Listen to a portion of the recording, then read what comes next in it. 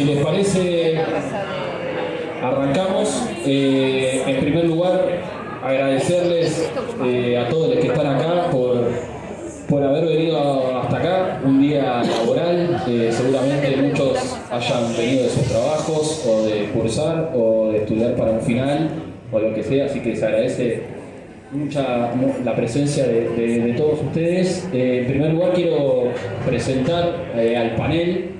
Tenemos aquí a mi izquierda al compañero Patricio del Corro, dirigente del PTS, ex legislador porteño, que formó parte de nuestra travesía y que se operó hace poco, así que les pedimos que tengan compasión de repente, aunque está entero. Claro, yo fui cosido en la cabeza hace un par de días, pero bueno, estamos bien. Acá también a mi izquierda tenemos a la compañera Mirta Pacheco, la responsable de la sección internacional de la Izquierda Diario, también militante de PTS, de la Comisión Internacional.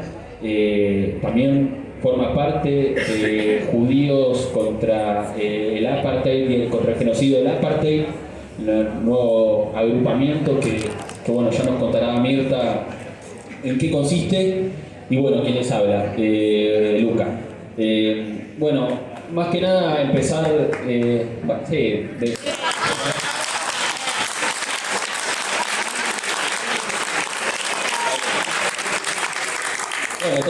Estos dos fueron parte de una gran marcha que fue parte de un movimiento internacional contra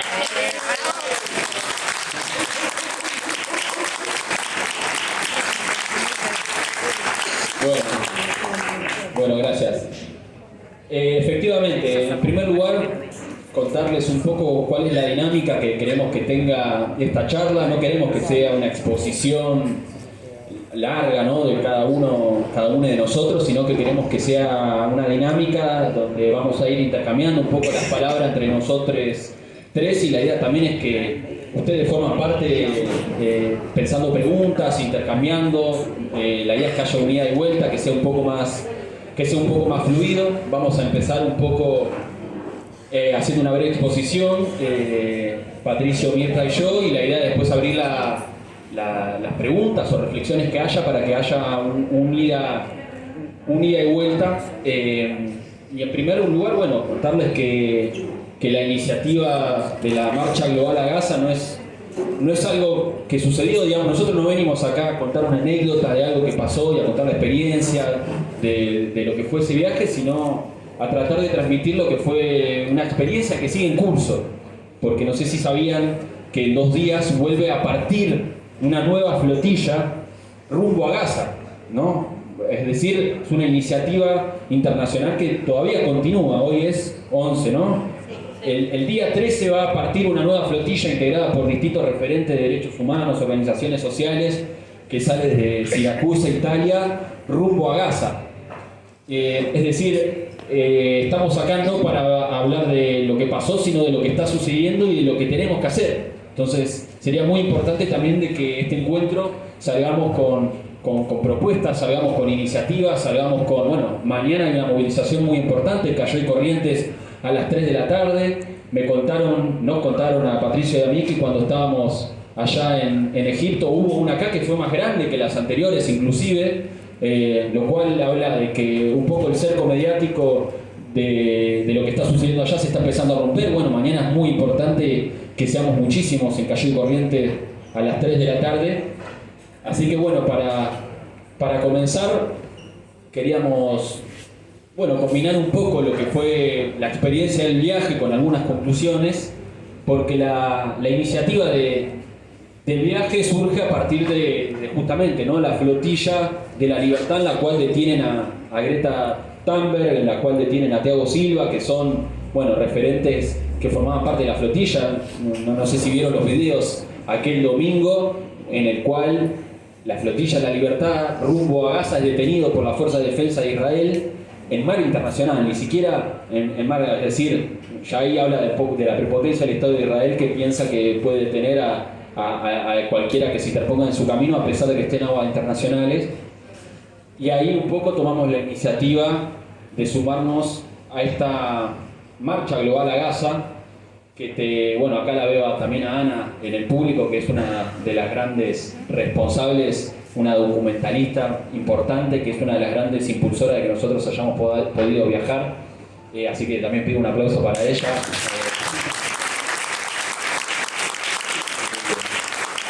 Que ella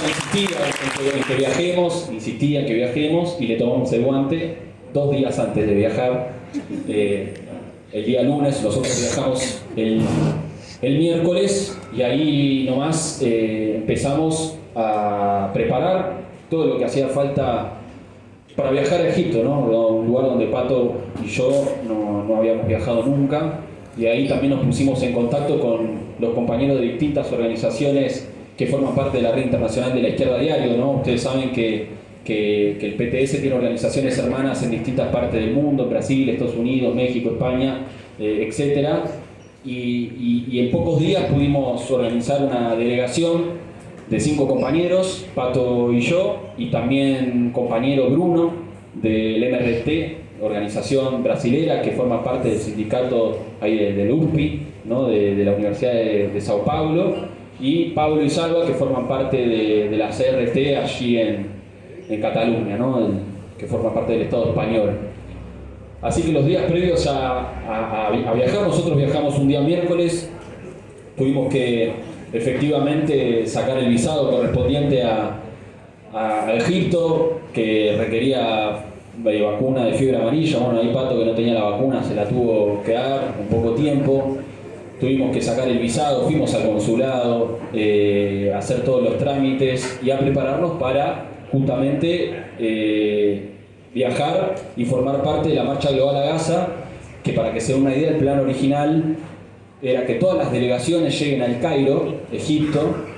De ahí van a salir buses destinos a una ciudad que se llama Al-Arish, que está a 50 kilómetros de la Franja de Gaza, más particularmente Rafah, que es el sur de Gaza. Y a partir de ahí, justamente íbamos a emprender una travesía de 50 kilómetros desde Al-Arish hasta Rafah, que es por el desierto, caminando junto a las delegaciones de distintas partes del mundo, que total formamos parte de 3.000 personas de la Marcha Global a Gaza.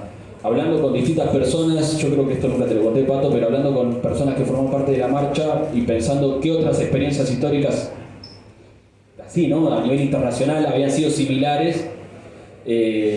Una de las chicas que formó parte hablaba de los movimientos antiglobalistas a principios del siglo, ¿no? Ahí 2000, 2001, 2002 en Estados Unidos, pero más allá de eso, que tenía otras características, en Europa también, ¿no? Algo así de esta envergadura, lo más cercano a pensar, bueno, es el movimiento contra la guerra de Vietnam, ¿no? Allá en los 60, los 70, estamos hablando de 3.000 personas que se dirigían a otra parte del mundo, ¿no? El Cairo, Egipto, para romper el bloqueo humanitario que está teniendo lugar en Gaza en este momento, que además todos acá tenemos redes sociales, todos acá podemos ver cómo se recrudeció la situación en Gaza desde el 7 de octubre del 2023 a esta parte, llegando ya a escalas inéditas, donde directamente personas son asesinadas yendo a buscar comida. Incluso el diario israelí Haaretz, no sé si lo conocen, pero recomiendo mucho seguirlo porque es un diario israelí que sube testimonios de soldados de la Fuerza de Defensa de Israel que cuentan las atrocidades que cometen en el frente, y la situación humanitaria en las últimas semanas, en los últimos meses, se recrudeció mucho bueno, ya llegan a 60.000 los muertos, más de 20.000 niños y mujeres, y la situación es realmente insostenible.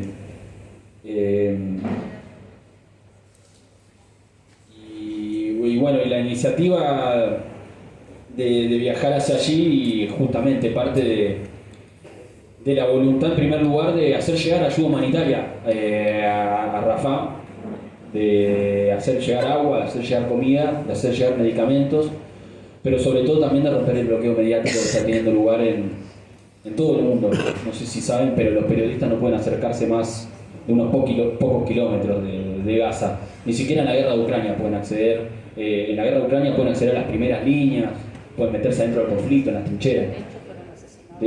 Claro. no hubo tantos periodistas asesinados en Gaza como ahora. Es decir, hay un bloqueo mediático impresionante y en este país nosotros somos muy conscientes de eso porque en los medios de comunicación es abrumador el silencio y el ataque que hay a quienes denuncian el genocidio. Bueno, acá está el caso de Valina Biasi, Alejandro Godard, en Francia el caso del compañero Anas Kassib, que podremos desarrollar mejor. Pero cuando nosotros emprendemos viaje hacia el Cairo con los preparativos, con la ayuda acá de Ana, con la ayuda de Selma, también compañera que milita acá en Capital, Javier Gavino, de Guillo Pictonesi, que formaban parte de este núcleo que nos ayudaba en la logística, llegamos al aeropuerto del Cairo, bueno, con la expectativa de saber qué iba a pasar con la marcha. En ese momento nosotros no sabíamos si el gobierno egipcio iba a permitir que la marcha se realice o no. Pasamos migraciones aliviados, nos dicen que Pablo y Salva, los compañeros del Estado español, habían logrado superar las migraciones. Pisamos el aeropuerto afuera, 3 de la mañana en el Cairo, calor de noche, y nos dicen, che, a Pablo y a Salva, los compañeros del Estado español, los están retenidos en seguridad, bueno, se tienen que ir del aeropuerto. Y ahí fue el primer encuentro ya con cuál era la predisposición del gobierno egipcio para con la marcha, ¿no? En el aeropuerto detuvieron a muchas personas, a quienes deportaron inmediatamente. A Pablo y a Salva los deportaron inmediatamente. Y ahí emprendemos, bueno, nos vamos del aeropuerto y iban llegando, ¿no?, las noticias de que también la policía iba entrando a los hoteles y efectivamente ya mostraba la predisposición a que la marcha no se haga. Así que bueno, acá ya lo dejo a Pato para que continúe con la situación. Bueno, no, hay algunas cosas para después abrir más a la conversación, pero o sea, Luca planteaba bien, nosotros fuimos también, es parte, en Argentina está el Comité de Solidaridad con Palestina, que son los que organizan las marchas, y hay una actividad, pero a nivel mundial eran 54 países, o algunos decían algunos más, por lo que decía Luca, que fuimos 3.000, 4.000 los que viajamos, que eso era la marcha global.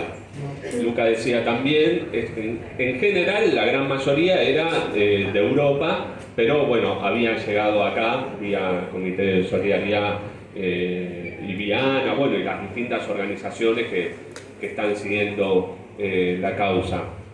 Estaba la flotilla que contaba Luca, y después también no era todo sincronizado, pero era parte de lo mismo, de una caravana que venía del Magreb, o sea que venía del oeste, o sea desde Marruecos, digamos, para llegar a Egipto.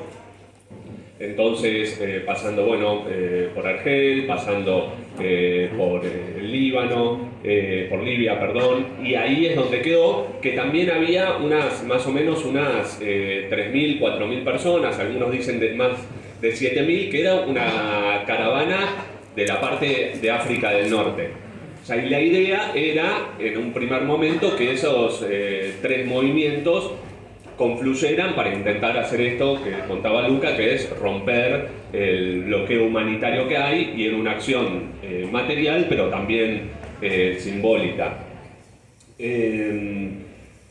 Entonces, ahí ya cuando llegamos, contaba Luca, bien, llegamos al aeropuerto, ya empezábamos a ver algo con lo cual los primeros 2 días estábamos viendo, que era, bueno, ¿cuál es la posición del gobierno de Egipto? Porque, por un lado, era el gobierno de Egipto, así como la gran mayoría de los gobiernos árabes, que después es algo que podemos charlar un poco mejor, estamos a favor de la causa palestina. Ahora después no se permiten las movilizaciones, etc. Y nosotros sacamos el visado, como decía Luca, y era medio como... ¿qué dice el gobierno de esta marcha? Y el gobierno no decía nada, no decía ni el gobierno de Egipto, ¿no? No decía ni estamos a favor, ni estamos en contra, lo iba pateando. Por eso nosotros, cuando nos bajamos del avión, al principio leímos esos mensajes que decían los están dejando pasar a los compañeros del Estado español, etc. dijimos, bueno, parece que hay una línea más de siga, e inmediatamente empiezan a llegar estos mensajes que decía Luca, que donde detienen a los compañeros del Estado español no era solo a ellos dos, sino que empezaban a decir, bueno, y detuvieron a los alemanes, y detuvieron a los que venían de allá, y se empezaba a ver así, nos decían, bueno, váyanse del aeropuerto, váyanse rápido, etcétera.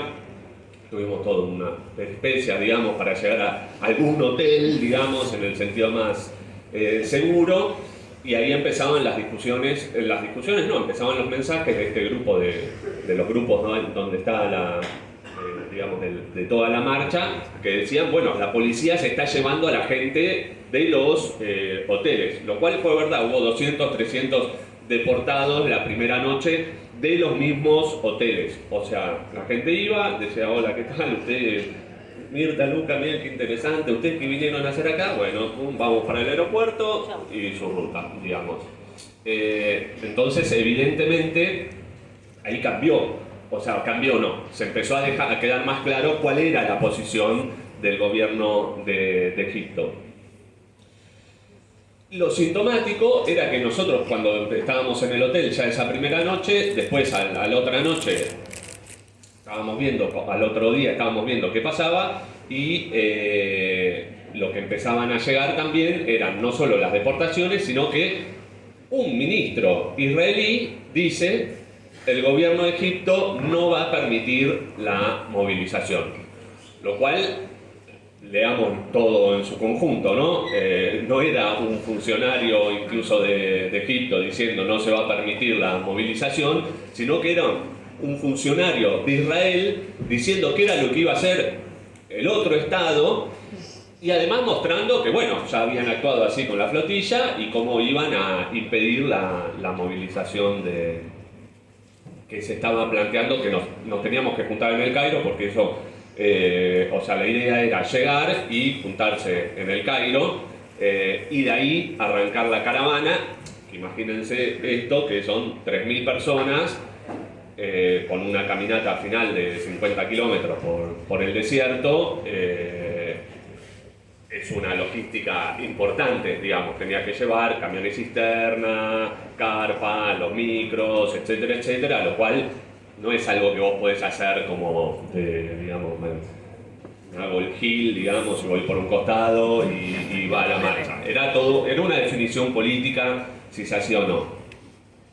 Y además era muy, digamos, movilizante, en el sentido que cuando nosotros llegamos, Israel, Milei estaba en Tel Aviv en ese momento. O sea, en ese mismo momento veíamos las noticias de Milei en Tel Aviv, donde el mismo Israel decían Milei es uno de los pocos que nos banca a este nivel, etc. Bueno, después vimos cuando bombardearon con Irán, los ministros de Israel también diciendo viva la libertad carajo, etc.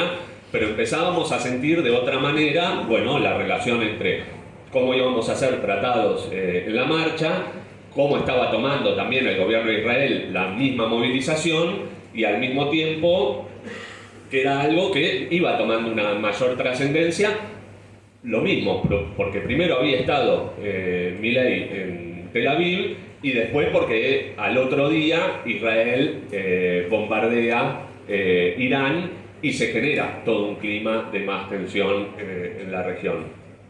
Entonces, esto para mí es importante ir pensándolo, porque a nosotros nos va dando las primeras coordenadas de cómo se iba a estar toda la situación. Primero, el gobierno de Egipto actuando contra lo que ellos mismos dicen de que están a favor de la causa palestina, impidiendo todo tipo de movilización. Esto después vimos, ya tenía un antecedente, porque alguna de las cosas que nos preguntaban muchos compañeros y compañeras era, bueno, ¿qué onda la gente ahí, digamos, ¿no? ¿Qué onda la gente de Egipto? ¿Apoyaba la marcha, no apoyaba la marcha? Ahí siempre les contamos lo mismo. Por un lado, nosotros no es que podíamos ir por la calle, o sea, la marcha estaba ilegalizada y estaban deportando gente. Entonces no es que íbamos por la calle diciendo, ¿y vos qué opinás de esto? Más bien estábamos, como decía Luca, con el traje de turista puesto y e intentando ver qué pasaba, porque la marcha la habían ilegalizado y todavía no sabíamos qué pasaba.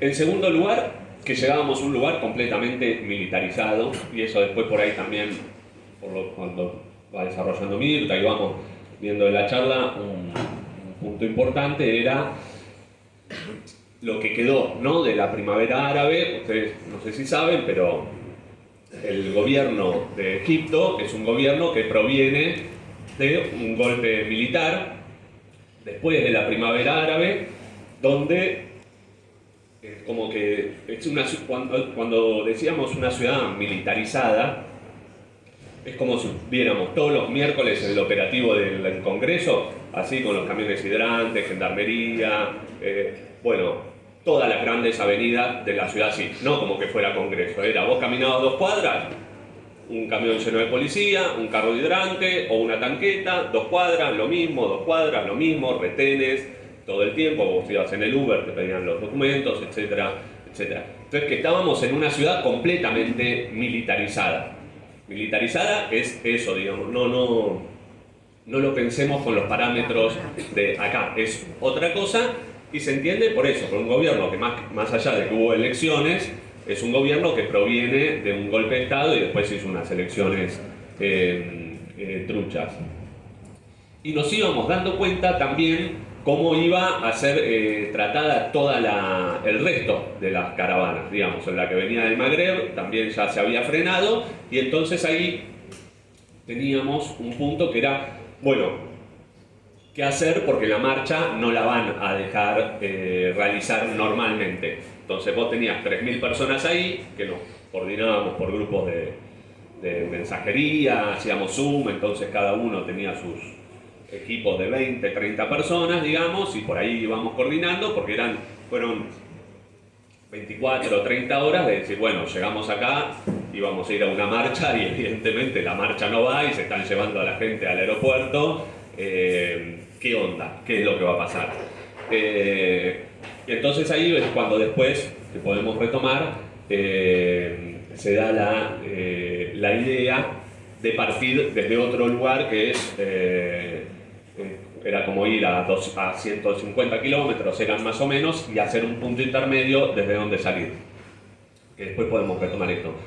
Pero antes de pasarle a Mirta esta primera parte, lo que me interesaba era marcar eso, que se iban mostrando cuál era el rol de los gobiernos que iban a tener en relación con Israel. Y esto último que decía, porque por la pregunta de qué pasaba con la gente, si apoyaba la marcha o no, en Egipto, además de estar todo militarizado, el Cairo, que es una ciudad enorme, son 20 millones de personas la ciudad, o sea que es una ciudad como casi sin principio ni fin si uno va por las autopistas. No, quería decir esto de lo del apoyo de la gente, era que en el 2013 había habido enormes movilizaciones que el mismo gobierno había convocado, y cuando la movilización se va hacia Plaza Tahrir, que es el centro político, que es donde fue la primavera árabe, que sería acá como a Plaza de Mayo, el gobierno la reprime, encarcela a cientos de personas y la disuelve. Con represión, estoy hablando que las represiones de acá son digamos una cosa entre comillas light comparado con lo que son las represiones allá. Y en el 2014 algunos sectores más de izquierda habían intentado hacer, ahí está el sindicato de televisión, de periodistas, organismos de derechos humanos, etc., también, y los habían reprimido de nuevo. Entonces, hoy en Egipto se calcula que, además de la gente que fusiló el golpe de Estado, etc., el presidente con el golpe de Estado, es un gobierno que había reprimido brutalmente y que hay gente presa en este momento por la causa palestina, por apoyar la causa palestina, en una movilización que el mismo gobierno había impulsado. Entonces ahí la primera reflexión que nos quedábamos también es cuál estaba siendo el rol de los gobiernos con cuestión en relación a la causa palestina, y cuál va a ser, y bueno, hoy charlábamos un poco con Mirta, esto de dónde vienen, digamos, también estas situaciones, digamos, estos accionarios políticos.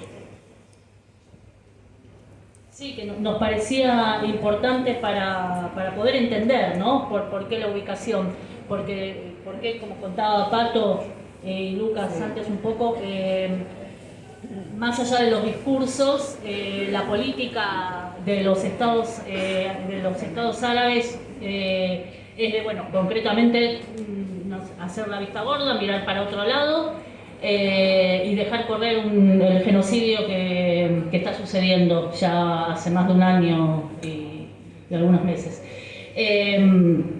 Esto tiene una historia, ¿sí? Porque uno puede decir, la historia más reciente, por ejemplo, fue hace algunos años en la primera presidencia de Trump, cuando muchos estados árabes firmaron los acuerdos de Abraham, ¿no? Que eran acuerdos comerciales, pero que implicaba ya, porque son acuerdos con Israel, ¿no? Pero esa es una historia ultra reciente. Me parece que está bueno por ahí entender que ya, incluso cuando el sionismo, que es una corriente política, ideológica, que surge en Europa por un sector de burgueses, financistas judíos, el sionismo ya a fines del siglo XIX empieza también a tratar de tener acuerdos con las burguesías, con sectores de la realeza árabe. Primero me parece importante aclarar, y para rememorar un poco, porque es importante, porque el Estado de Israel basa su defensa, y el argumento que tiene es que ellos tienen derecho a la defensa porque es un pueblo perseguido. Bueno, efectivamente, en Europa los judíos, ¿sí?, fueron terriblemente perseguidos con los pogroms en el siglo XVIII, en el siglo XIX, sobre todo, y más que nada en Europa Central y Europa Oriental, ¿no? Esto se debía también a, por ejemplo, el atraso de la naciente burguesía en los países de Europa Oriental y Europa Central, hizo que los judíos no pudieran asimilarse, que fue un proceso que se dio mayoritariamente en Europa Occidental, digamos, ¿no?, donde la asimilación fue más fuerte. En los otros países eran judíos, sobre todo proletarizados, pero que confinados a vivir en guetos, ¿no? Incluso eran obreros de pequeñas fábricas, artesanales, y no tenían acceso a las grandes fábricas, etcétera, ¿no?, donde se empezaba ya a concentrar un movimiento obrero bastante ya conformado, ¿no?, en esos países. Bueno, eso fue usado como esa ubicación social, que tiene que ver con que eran el último eslabón también en esos países, de esas sociedades. Entonces los gobiernos los usaban como chivo expiatorio de las miserias, de las masas en su conjunto. Esto fomentó el antisemitismo, ¿no?, que fue terrible, tanto en la Rusia zarista, o sea, nazi, y en Europa Oriental, como lo que les decía, ¿no?, de Europa Central y los países de Europa Oriental. Esas son, digamos, si quieren, las bases materiales del surgimiento del sionismo, de un sector que empieza a ver, bueno, traslademos a la población judía a otro territorio, y empiezan a hacer una operación ideológica de decir, el pueblo judío es una nación. Lo cual es mentira, porque había también otra corriente que se oponía al sionismo de judíos, que decían, no, nosotros tenemos una religión y tenemos una cultura propia, pero no somos una nación, ¿no? Lo cual realmente es así, ¿no? Esto brevemente, pero para ubicarnos de cómo surge, ¿no?, cuáles son las bases materiales que hace que surja el sionismo, que en realidad siempre fue reaccionario ¿Por qué? Porque tras la promesa, ¿no?, de un territorio propio, de vivir libremente, sin el sojuzgamiento y sin las matanzas a las cuales estaban sometidos en esos países donde vivían, en Europa, se les prometía un paraíso, una tierra propia. Ahora eso los apartaba de una lucha precisamente contra esos mismos estados y contra esos mismos gobiernos, ¿no? Es sabido y es conocido que en la historia, bueno, el mismo Trotsky, de origen judío, Rosa Luxemburgo, grandes revolucionarios del siglo XX, de mediados o del siglo XIX, rechazaban el sionismo, defendiendo e incluso dando su vida contra el antisemitismo, pero surgían precisamente también de muchos obreros que se hicieron revolucionarios, socialistas, judíos, surgían precisamente de esas condiciones también materiales a las que eran sometidos en esos países. Bueno, esto para contar un poco los orígenes, ¿no?, del sionismo, y por qué es una corriente profundamente reaccionaria también en ese sentido. Incluso hubo muchos judíos que se reivindicaban socialistas, jóvenes. Yo recomiendo mucho un libro de un compañero de nuestra corriente internacional, de la fracción trotskista, Nathaniel Franklin, que escribe sobre Monet, que era un revolucionario que se hizo trotskista, un joven que llegó a Palestina a vivir con el sueño de poder ahí hacer un socialismo, y a los años rompe, porque se dio cuenta de que eso era inviable en un estado así. Bueno, esa corriente político-ideológica, surgida de un sector de la burguesía financiera judía, hace acuerdos con el imperialismo británico y el imperialismo francés, que ellos en el siglo XIX, a la salida, en el siglo XX, a la salida de la Primera Guerra Mundial, dominaban lo que hoy es Siria, el Líbano. Ese era un territorio que se llamaba en ese momento la Gran Siria, eso estaba en manos del imperialismo francés. Y Gran Bretaña poseía lo que hoy conocemos como Israel, todo el territorio palestino y Jordania. Como venía ya de muchas décadas anteriores, esta situación que yo les contaba, empieza a hacerse más fuerte la idea de trasladar a la población. Incluso, la antecedente de las Naciones Unidas, de la ONU, que era la Liga de las Naciones, ya en 1922 oficializa el protectorado de Gran Bretaña en todo el territorio hoy conocido, repito, como Israel, Palestina, etc. Y ahí comienza todo un sector de la realeza árabe, con una naciente burguesía, a tratar de hacer acuerdos, ubicándose de un lado, por ejemplo, concretamente de Gran Bretaña contra Francia. Recuerden ahí que a la salida de la Primera Guerra Mundial ya el Imperio Otomano entraba en decadencia, ¿sí? Y estaban estos dos imperialismos gobernando y dominando toda esa zona. Y ahí los árabes, sobre todo la dirigencia árabe, que tenía un proyecto de una monarquía constitucionalista, de un gran Estado árabe. Por eso me parece importante también esto de cómo juegan hoy actualmente las burguesías árabes con un supuesto nacionalismo. En aquel momento ese nacionalismo, que tenía una base progresista porque se enfrentaba a los imperialismos y sobre todo al Imperio Otomano, termina volcándose, gracias a su dirigencia, a uno u otro imperialismo, ¿no? Bueno, ahí empieza a surgir más concretamente el traslado de población judía de a poco, que se da sobre todo a partir de 1922, cuando les decía que la Liga de las Naciones le otorga el protectorado que ya tenía desde 1915 Gran Bretaña.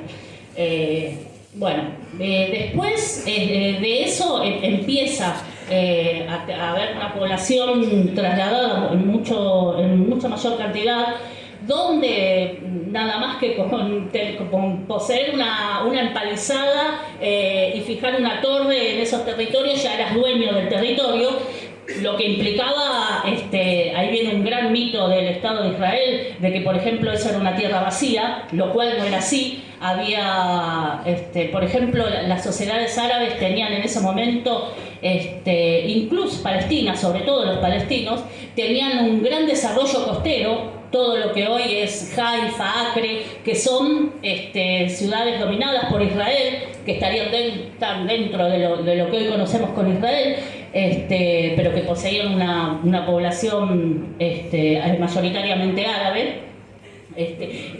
Empezaron a desarrollar un gran proyecto de puertos costeros, comerciando con Europa. En las llanuras, o sea, al interior, había un gran campesinado, pero que también comerciaba con centros urbanos. O sea, era una sociedad en desarrollo, ¿sí? Donde, por ejemplo, lo que hoy es Palestina serían más o menos unos 500.000, 600.000 personas, de las cuales la población judía era el 5%. ¿Sí?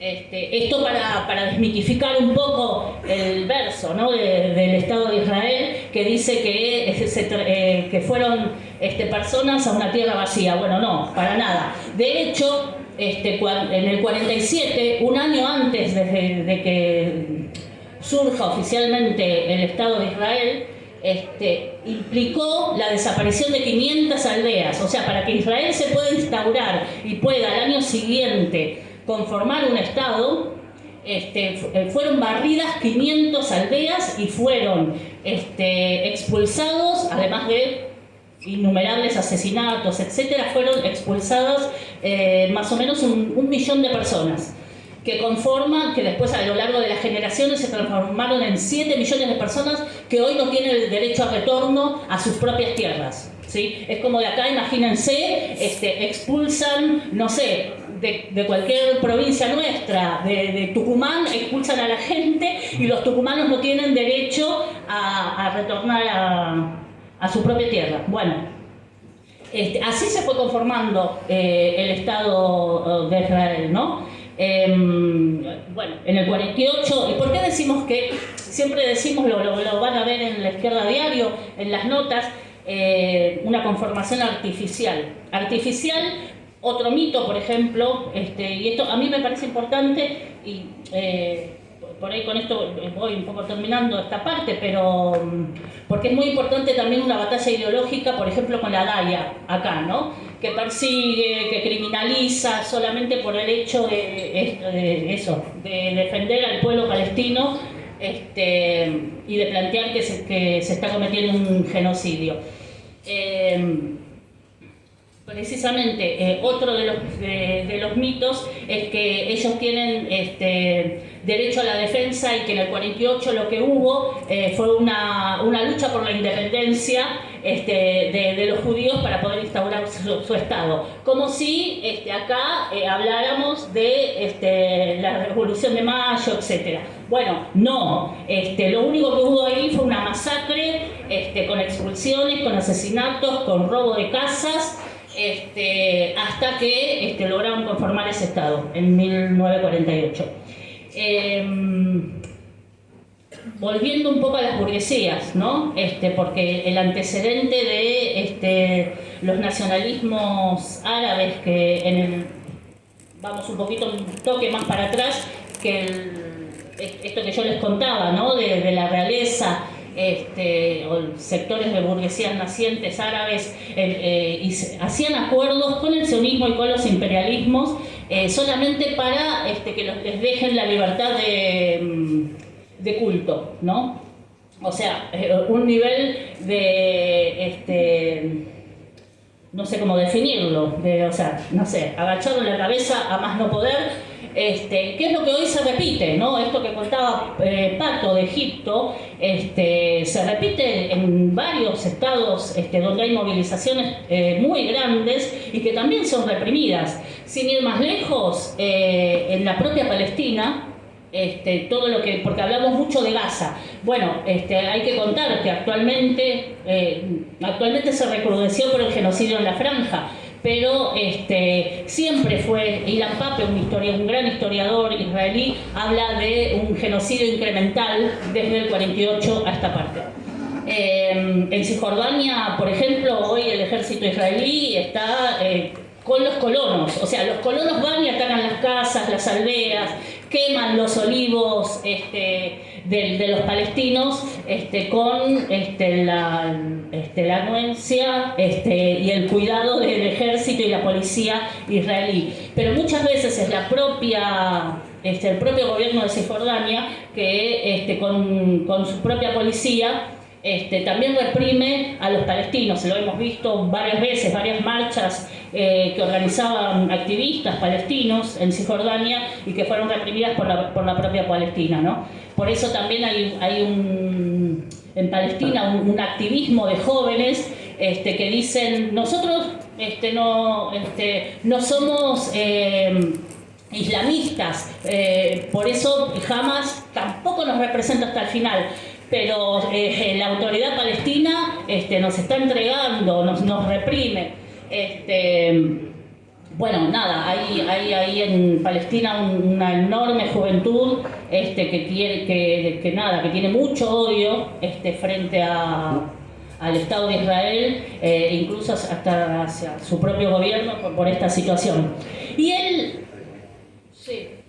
Bueno, ahora sí, porque yo ya me estoy extendiendo mucho, pero bueno, nada más que para ubicar en cuál es la historia, ¿no? Que un poco, por ahí abuelo de pájaro, pero que nos trajo al día de hoy. Y sobre todo, bueno, el rol de los imperialismos, ¿no? Que ya les decía cómo fue en el siglo XIX, pero bueno, después vimos que a la salida de la Segunda Guerra, sobre todo Estados Unidos como potencia emergente, como la policía del mundo, que hoy está en crisis esa hegemonía, pero fue la que bancó con dinero, políticamente e ideológicamente también a Israel, ¿no? Y los otros imperialismos, ¿no? Vendiéndole armas ahora con el genocidio.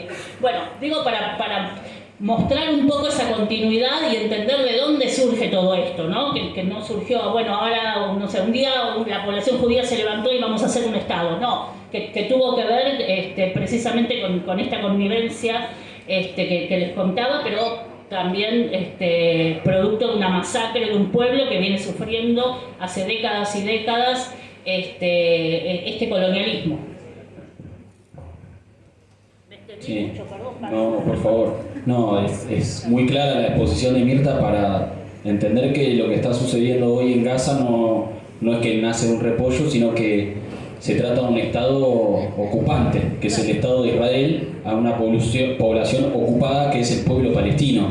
Y desde ahí hay que entender todo lo que sucede y lo que tiene lugar en el genocidio. Incluso desde antes del genocidio, ahora se recrudeció del 7 de octubre del 2023, hay un apartheid, ¿no? Un apartheid que se ve todos los días. Hay un montón de documentarios que expresan cómo ese apartheid se ve en la vida cotidiana de los palestinos.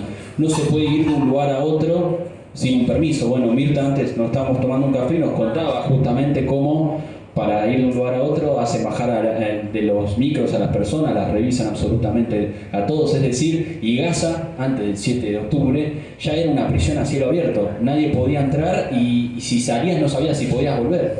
Bueno, esa es la situación del pueblo palestino. Ahora, retomando quizás algunas cosas, uno se pregunta, bueno, ¿cuál es la relación entonces entre Egipto y el Estado de Israel? Bueno, Egipto recibe gas natural por parte de Israel, Egipto lo licúa, lo exporta. En el año 99 incluso se descubre un yacimiento de gas en lo que es el mar de Gaza, que por obvias razones Gaza y sus gobiernos no han podido nunca explotarlo porque no tienen la infraestructura para poder hacerlo. Y en el 2023 hay un acuerdo entre Israel y Egipto para empezar a explotar ese yacimiento. Es decir, estamos hablando que antes del 7 de octubre del 2023 Gaza y su población estaban siendo cada vez más aisladas económicamente, políticamente, estratégicamente. Ese acuerdo para explotar el gas en este yacimiento se termina después del 7 de octubre del 2023, es decir, no han podido llevarlo a cabo, pero incluso si vemos a principios de los 2000 también hay acuerdos entre Israel y Estados Unidos para por ejemplo, si los productos manufacturados en Israel, si tienen el 10% de insumos de Israel, en Estados Unidos no pagan aranceles. Los productos elaborados en Egipto, si tienen 10% de los insumos de Israel, no pagan aranceles. Bueno, así hay ejemplos por montones que hablan justamente de esta relación económica que hay entre los estados árabes y el Estado de Israel. Es decir, si bien la población civil apoya al pueblo palestino, bueno, la posición de los estados árabes en defensa del pueblo palestino termina donde empiezan los intereses de clase. Es decir, cuando ya empieza a haber algún negocio que se pueda llegar a poner en cuestión para que se termine el genocidio, bueno, ahí se acaba ya la defensa del pueblo palestino. Lo cual también ahí para mí se expresa la primera conclusión de todo esto, que es la importancia de la independencia de clase para pelear hasta el final por la defensa del pueblo palestino y para que se acabe el genocidio.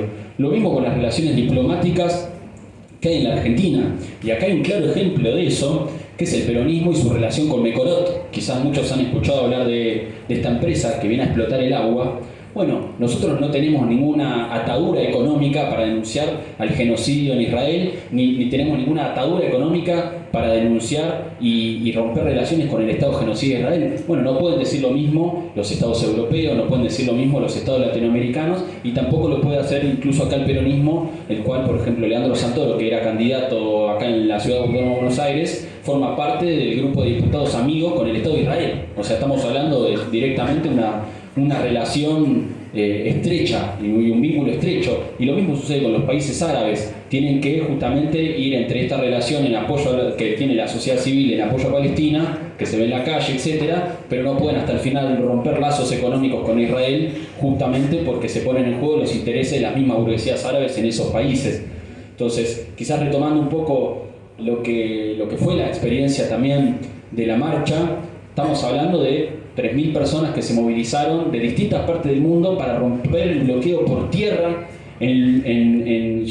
caminando por el desierto de Egipto para llegar a Rafah, ¿no? Es decir, estamos hablando de un movimiento que ya es histórico. Digo, más allá de que haya flujos y reflujos dentro de ese movimiento, es decir, el año pasado hubo tomas en distintas universidades de muchas partes del mundo con la juventud a la cabeza, es decir, es un movimiento que sigue llenando las calles de distintas ciudades del mundo, sobre todo en Europa. Es decir, es un movimiento que para mí llegó para quedarse y ya forma parte de la etapa histórica en la que estamos viviendo. Es decir, cuando nosotros analicemos la situación internacional y analicemos la guerra comercial entre Estados Unidos y China y analicemos que Estados Unidos está queriendo volver a su zona de influencia tradicional, que es Latinoamérica, etc., bueno, a la hora de hacer ese análisis no podemos no tener en cuenta este movimiento internacional, que es un movimiento profundamente anticolonial. Y con lo que hablábamos con las personas que estábamos ahí, bueno, eso también nos hace una de las preguntas, bueno, ¿por qué la izquierda habla tanto de Palestina? ¿No? ¿Por qué la izquierda, y acá insistimos tanto con Palestina? Bueno, en primer lugar porque somos humanos, desde ya, y no somos indiferentes al asesinato y a la matanza indiscriminada de personas y niños todos los días. No somos indiferentes frente a eso. Y en segundo lugar, hablamos de Palestina y hablamos del genocidio de Gaza y hablamos contra el apartheid y hablamos contra la ocupación porque somos antiimperialistas. Y nosotros creemos que si se fortalece la pelea del pueblo palestino contra el Estado ocupante de Israel, se fortalecen las peleas de todos los pueblos oprimidos del mundo que están peleando contra la injerencia imperialista en su región. Y en nuestro país eso es evidente, lo estamos viendo todos los días. Hay una noticia nueva de cómo Estados Unidos quiere meter la cuchara en la manteca en este país. Lo vemos con Lugones, que es el ministro de Salud, queriendo vaciar el Garrahan para que avancen los negocios privados de las empresas yanquis. Lo vemos con la jueza esta yanqui que se siente con la potestad de dictaminar sobre YPF, diciendo que el 51% de las acciones tienen que ir destinadas a accionistas justamente, ¿no? de fondos buitre. Lo vemos también con la proscripción a Cristina Fernández de Kirchner, que ustedes saben bien que no es una santa de nuestra devoción en lo absoluto, pero no tenemos ninguna duda de que su enjuiciamiento viene de la mano de un aumento en la injerencia que se viene profundizando en la Argentina en 2018 con el FMI.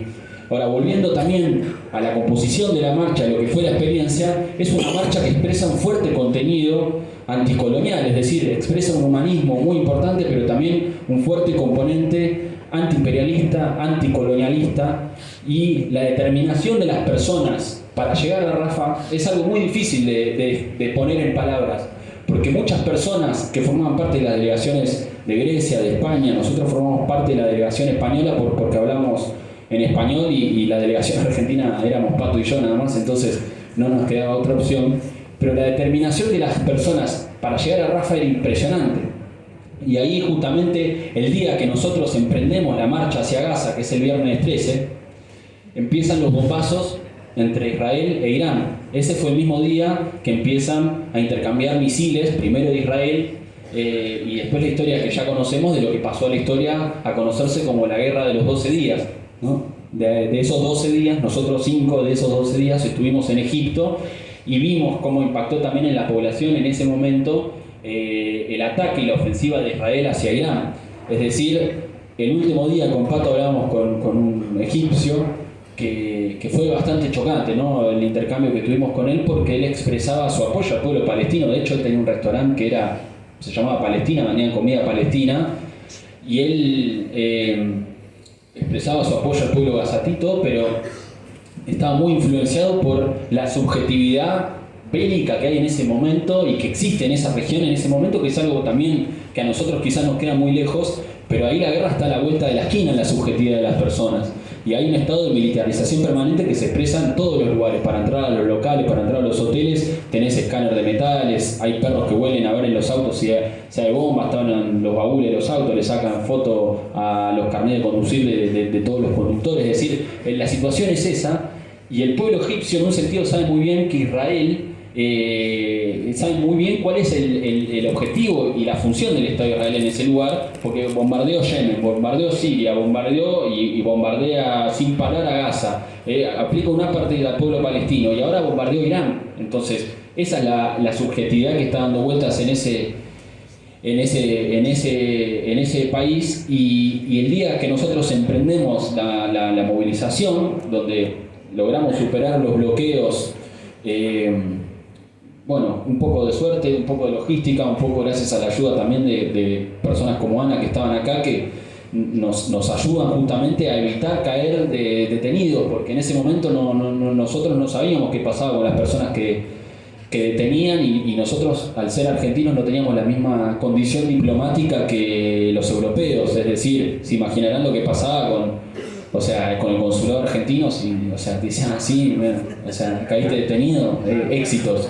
O sea, no tenemos ningún tipo de apoyo diplomático en lo absoluto. Es decir, nosotros no podíamos darnos el lujo, por así decirlo, como lujo, de caer detenidos, porque la situación diplomática nuestra es mucho más endeble que la situación de los europeos. A pesar de eso, junto a Bruno y Pato, logramos con un Uber, bueno, superar uno de los bloqueos, ¿no?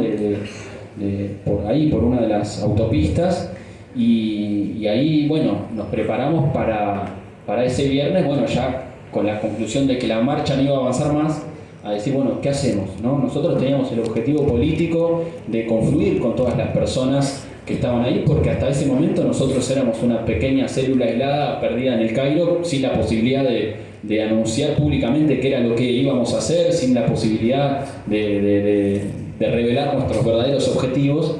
Y una vez superado el primer bloqueo, ahí le dejo a Pato para... No, por esto retomo el hilo de ahí. O sea, para que se entienda,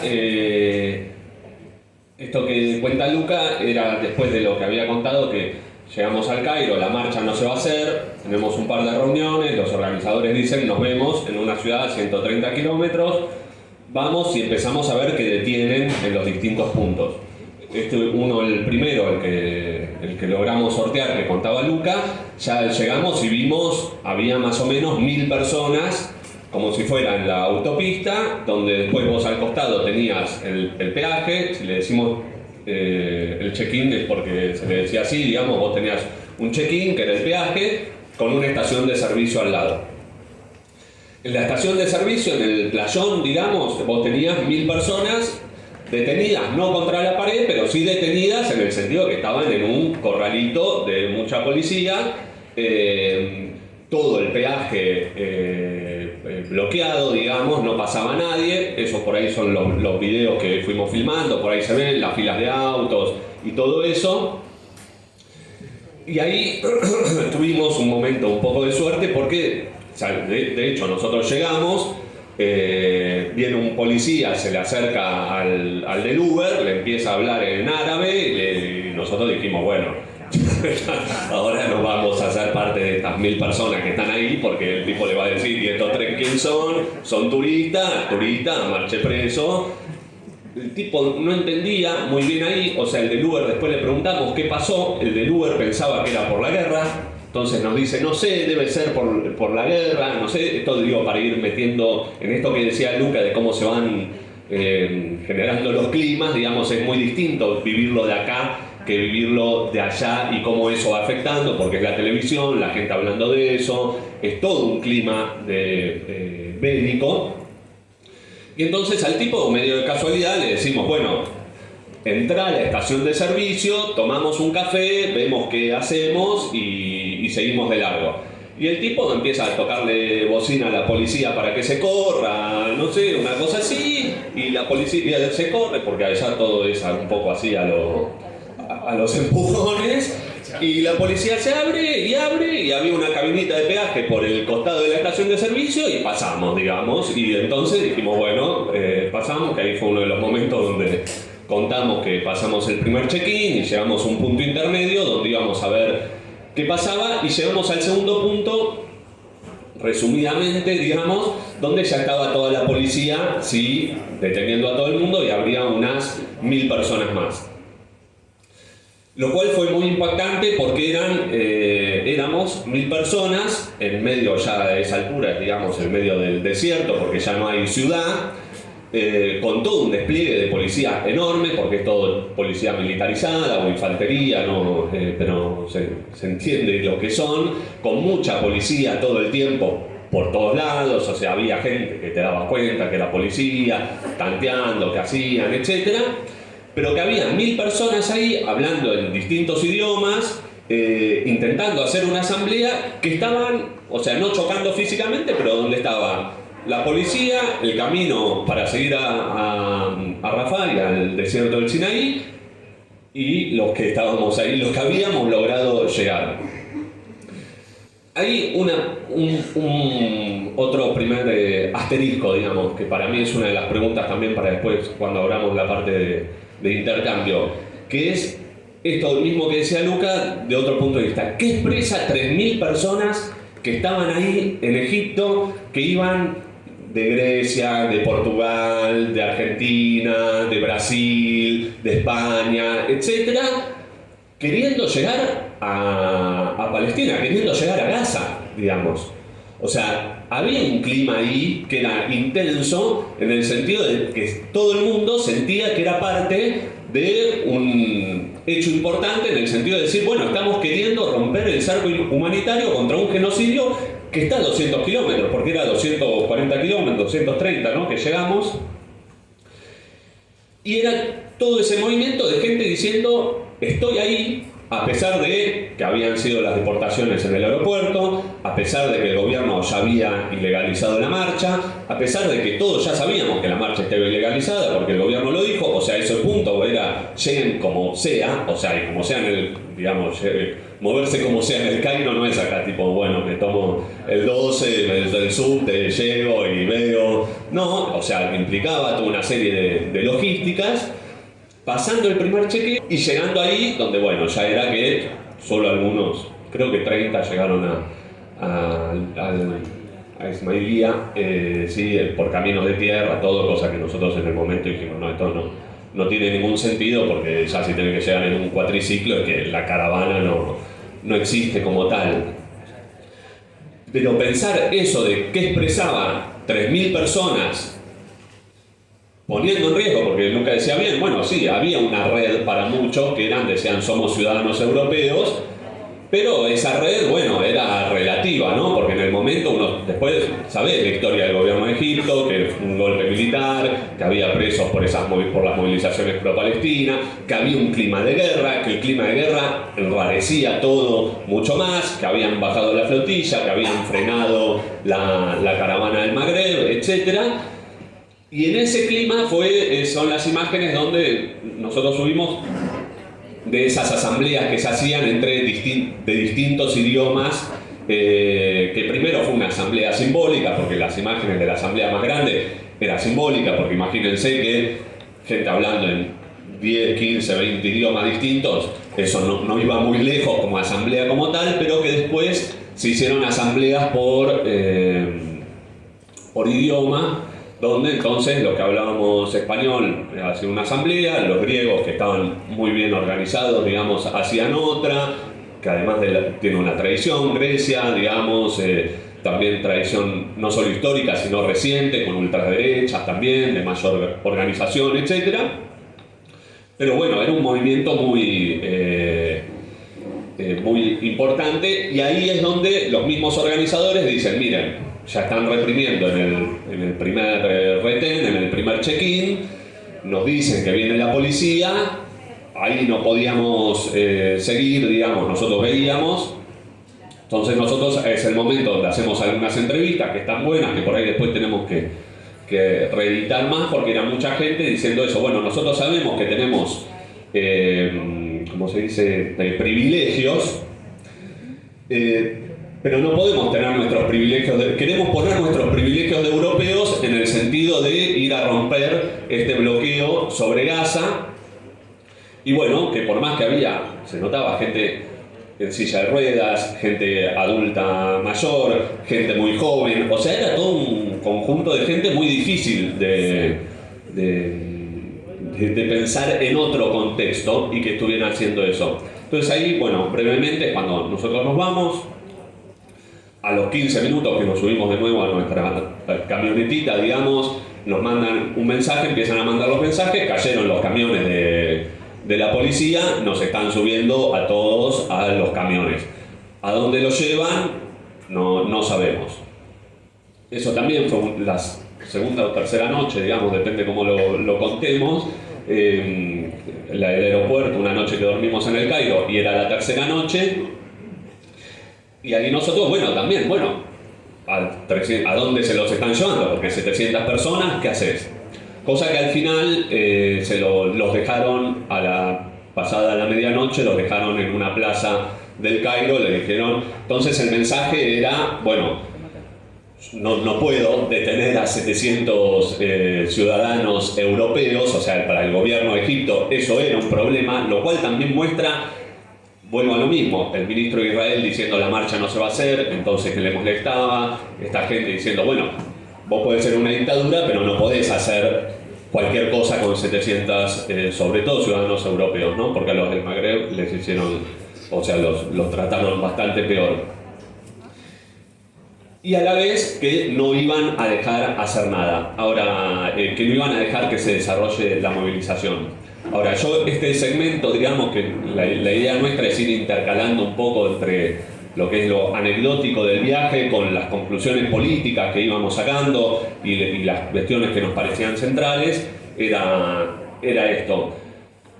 Ese movimiento que Luca decía bien, para mí que es parte de una tradición antiimperialista, ya la venimos viendo en muchos lugares del mundo hace un tiempo con las ocupaciones de las universidades en Estados Unidos, pero también con movilizaciones masivas en Londres, en Alemania. O sea, hay distintos países donde se está expresando mucho más fuerte ese basta del genocidio, abajo el genocidio, y empezar a llamar las cosas por su nombre en el sentido de decir lo que estamos viendo es un genocidio. Y no vamos a ser parte de una generación que dentro de 10, 15, 20 años nos digan ustedes qué hicieron cuando estaba sucediendo este genocidio, y digan, y no se entendía nada, no, pero el 7 de octubre, no, en Gaza hay un genocidio.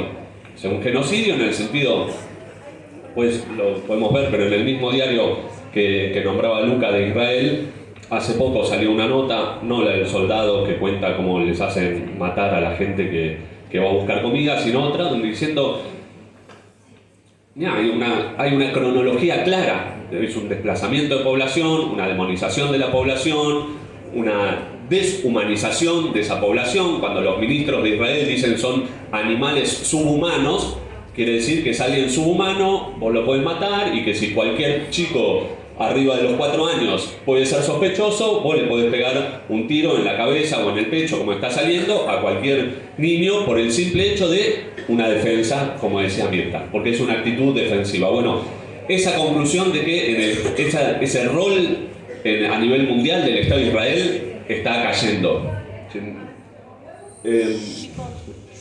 Y en ese sentido, me parece la conclusión es importante para ligarla a lo que contábamos en el primer punto.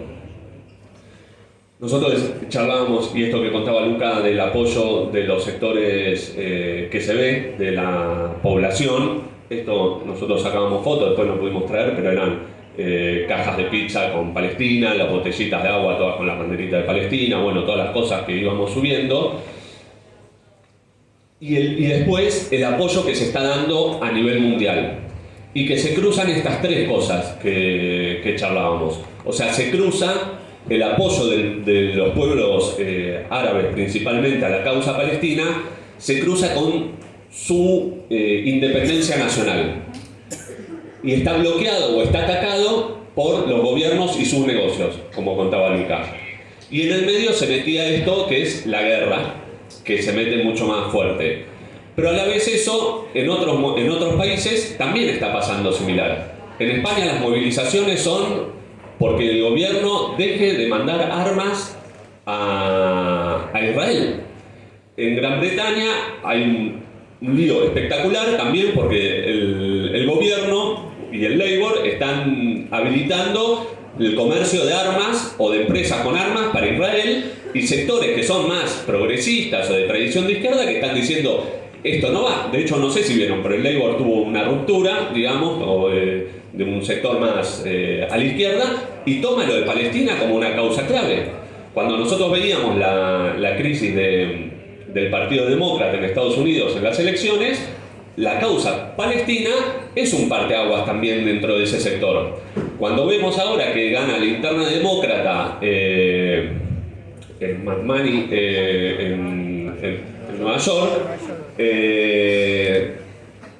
la cuestión de Palestina está presente. O sea que, ¿con qué quiero cerrar esta parte? La pregunta era, ¿qué expresaba ese movimiento?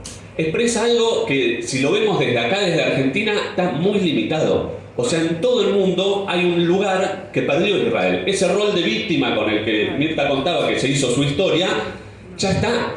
O sea, vos no podés seguir asesinando con francotiradores a niños o matándolos de hambre, matando médicos, porque están matando médicos, porque están matando periodistas como puntos centralizados, y decir que vos sos una víctima. No, vos estás haciendo un genocidio. Eso se está rompiendo y está generando enormes movimientos en distintos lugares del mundo que en algunas partes, como en el mundo árabe, se cruzan con sus propias demandas, con lo que fue la primavera árabe, sus puntos de independencia nacional, y después contra un enclave colonial como es el Estado de Israel, y en otros lugares se cruza con el antiimperialismo y con una cuestión de decir, bueno, los gobiernos progresistas ¿van a ser cómplices de este genocidio o no van a ser cómplices?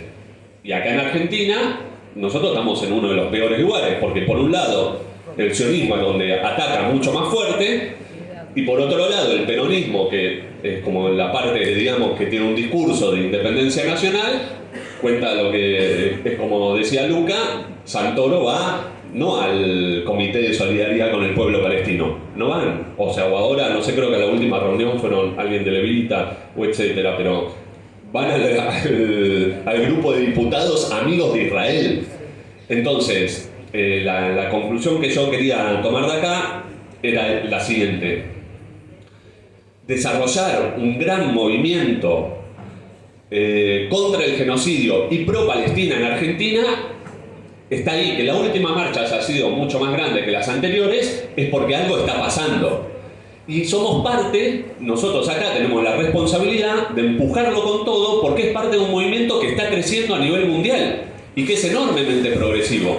Cuando Dylan, el último festival que hubo en Inglaterra,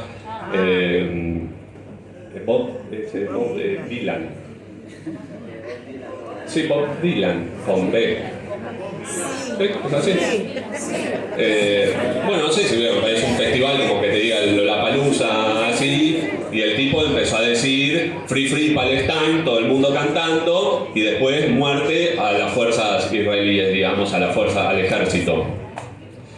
Todo eso no es un fenómeno que se está dando en lugar, es un fenómeno que se está dando a nivel mundial y acá no leemos nada. O sea, acá no llega, porque vos abrís la BBC o la Deutsche Welle y es de derecha, todo, pero está el tema. Acá vivimos en una burbuja.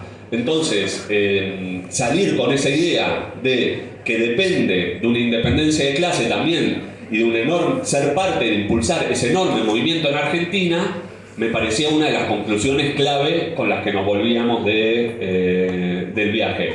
Porque no comerse la parada de que son cuestiones o separadas o que, bueno, que está lejos de una discusión. Israel está a pleno con Milei y Milei está a pleno con Israel porque son los enclaves imperialistas. O sea, después podemos charlar Egipto, la relación de los golpes de Estados, el FMI, cómo apoyaron al Sisi, etcétera, porque es una cosa que vos la lees y decís, esto es como Argentina, pero recargado. Lo que pasa en Marruecos, pero también lo que pasa en los otros imperialismos y lo que está pasando en las juventudes con una política no de independencia de clase, pero sí claramente contra el genocidio y anticolonial. Entonces, que se esté desarrollando esa juventud de la mano con otros fenómenos políticos es algo que acá nosotros tenemos que ver, pero no como una noticia de otro lugar, sino como algo para acá. Y muy cortito, lo último también, y le dejo a Mirta, es este sentido de cuando nosotros, bueno, escriben mucho en la Izquierda Diario el tema de la guerra, digamos, eso también fue una vivencia, digamos, clarificadora del viaje, en el sentido que hay lugares donde la guerra no es, bueno, se aumenta el presupuesto armamentista del 2 al 5% en la Unión Europea. No, cuando vos vas ahí ves que la guerra es una cuestión presente. La última era, con Luca íbamos en el Uber que nos llevaba al aeropuerto y el tipo nos decía, también en esta cosa contradictoria, que él estaba en contra de Al-Sisi al principio, pero que hace 2 años como que había empezado a verlo un poco mejor. Y le preguntamos por qué y el tipo nos dijo, powerful, nos decía, ¿no? Todo era entre nosotros y él, los dos lados era un inglés rupestre. Pero la cuestión era powerful. Powerful, ¿qué quiere decir? Powerful era comida, era más trabajo. No. Powerful es que Egipto tiene que ser powerful porque si no Israel lo ataca. Y que Egipto tiene que ser powerful porque tiene 100 millones de personas que están dispuestas a morir en una guerra. O sea, el nacionalismo no es el nacionalismo, digamos, de lo que quedó también del ataque de Israel a Egipto, etc. No son nacionalismos como acá de se gritan los goles de la selección. Es un nacionalismo ligado a la cuestión de la guerra. Entonces, el último comentario era ese, que es cuando nosotros hablamos de que son momentos donde hay crisis financieras y guerras, una cosa es pensar las guerras como una cuestión lejana o abstracta y otra cosa es ver cómo actúan, donde ahí se está pensando la guerra como una situación donde la gente está diciendo, por ahí yo tengo que ir a la guerra o estoy a 200 kilómetros de la guerra, o la guerra me puede tocar a mí ahora, o yo puedo ser atacado, el próximo atacado, por lo que decía Luca también de la anécdota con el del restaurante, nosotros podemos ser los próximos atacados por la guerra. Entonces, que esos movimientos contra el genocidio sean también movimientos contra la guerra, que son el eje de los negocios, de la reactivación de la economía también de la Unión Europea, de los negocios de Estados Unidos, de todo lo que contaban, es un punto también a pensarlo de manera más concreta, me parece. Sí, bueno, yo retomando un poco lo que decía Pato, estas dos cuestiones, ¿no? La independencia de clase y todo esto que contaba del gran movimiento internacional que se está desarrollando en el último mes con mucho más fuerza. Primero, a ver, lo que decíamos del Estado de Israel, que contaba Luca, que yo por ahí mencionaba al principio,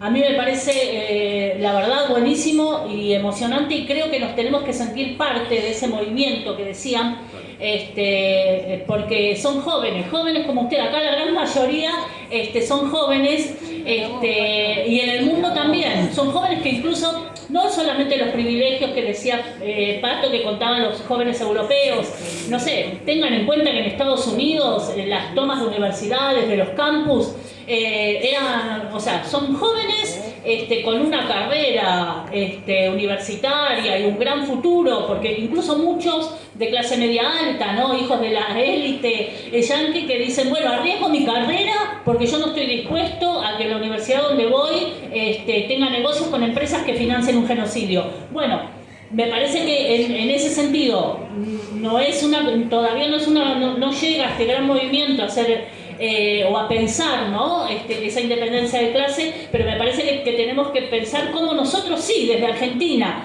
en una posición, si se quiere, más atrás, como contamos por todo lo que decía Luca, de qué está pasando en este país, pero que somos parte de eso y tenemos que luchar y tenemos que discutir y tenemos que incluso enfrentarnos también a esa ideología que quieren imponer acá desde el gobierno de Milei, con lo que decían, ¿no? Que es profundamente sionista, cipayo, o sea, ya no alcanzan los calificativos, pero que el tipo defiende a muerte un genocidio, precisamente. Bueno, tenemos que enfrentarnos con eso, pero tenemos que enfrentarnos no solamente con esta cuestión del humanitarismo, que es fundamental, sí, ¿no? Porque quién puede ver cómo matan, descabezan a niños, violan mujeres, sino precisamente porque todo lo que está pasando desde octubre del 23 para acá, tenemos que pensar que ese enclave imperialista, porque entre paréntesis, ¿no? Esta lucha, como decía Capato y también mencionaba Luca antes,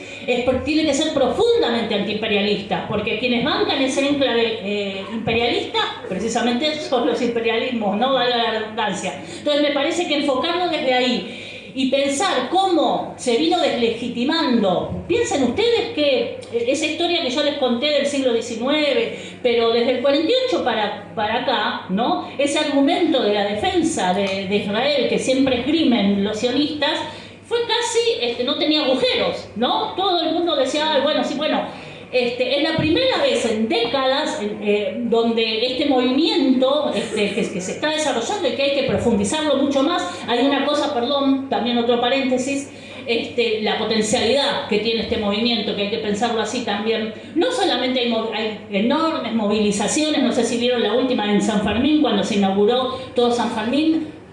No sé cuántas personas había, pero la verdad que a mí se me pone la piel de gallina que en pueblos, los pueblos se sientan hermanados y salgan a gritar contra el genocidio. Pero también está empezando a ver, y eso es muy importante, y me parece que allá donde bueno, que nosotros, ¿no? Nuestra corriente internacional, allá donde estamos, y depende de las posibilidades que tenemos, lo estamos tratando de desarrollar con todo, que hay acciones de trabajadores que empiezan también a decir, no, yo no voy a ser cómplice de este genocidio y quiero parar esta maquinaria de guerra, ¿no? Entonces es el chiquito, es molecular. Bueno, eso hay que desarrollarlo con todo, ¿no? Porque es clave esa unidad entre este gran movimiento y una clase trabajadora que pare, o sea, es la única manera de que las movilizaciones de los pueblos árabes contra sus propios gobiernos, que ya contamos acá cómo están siendo por acción o por omisión cómplices,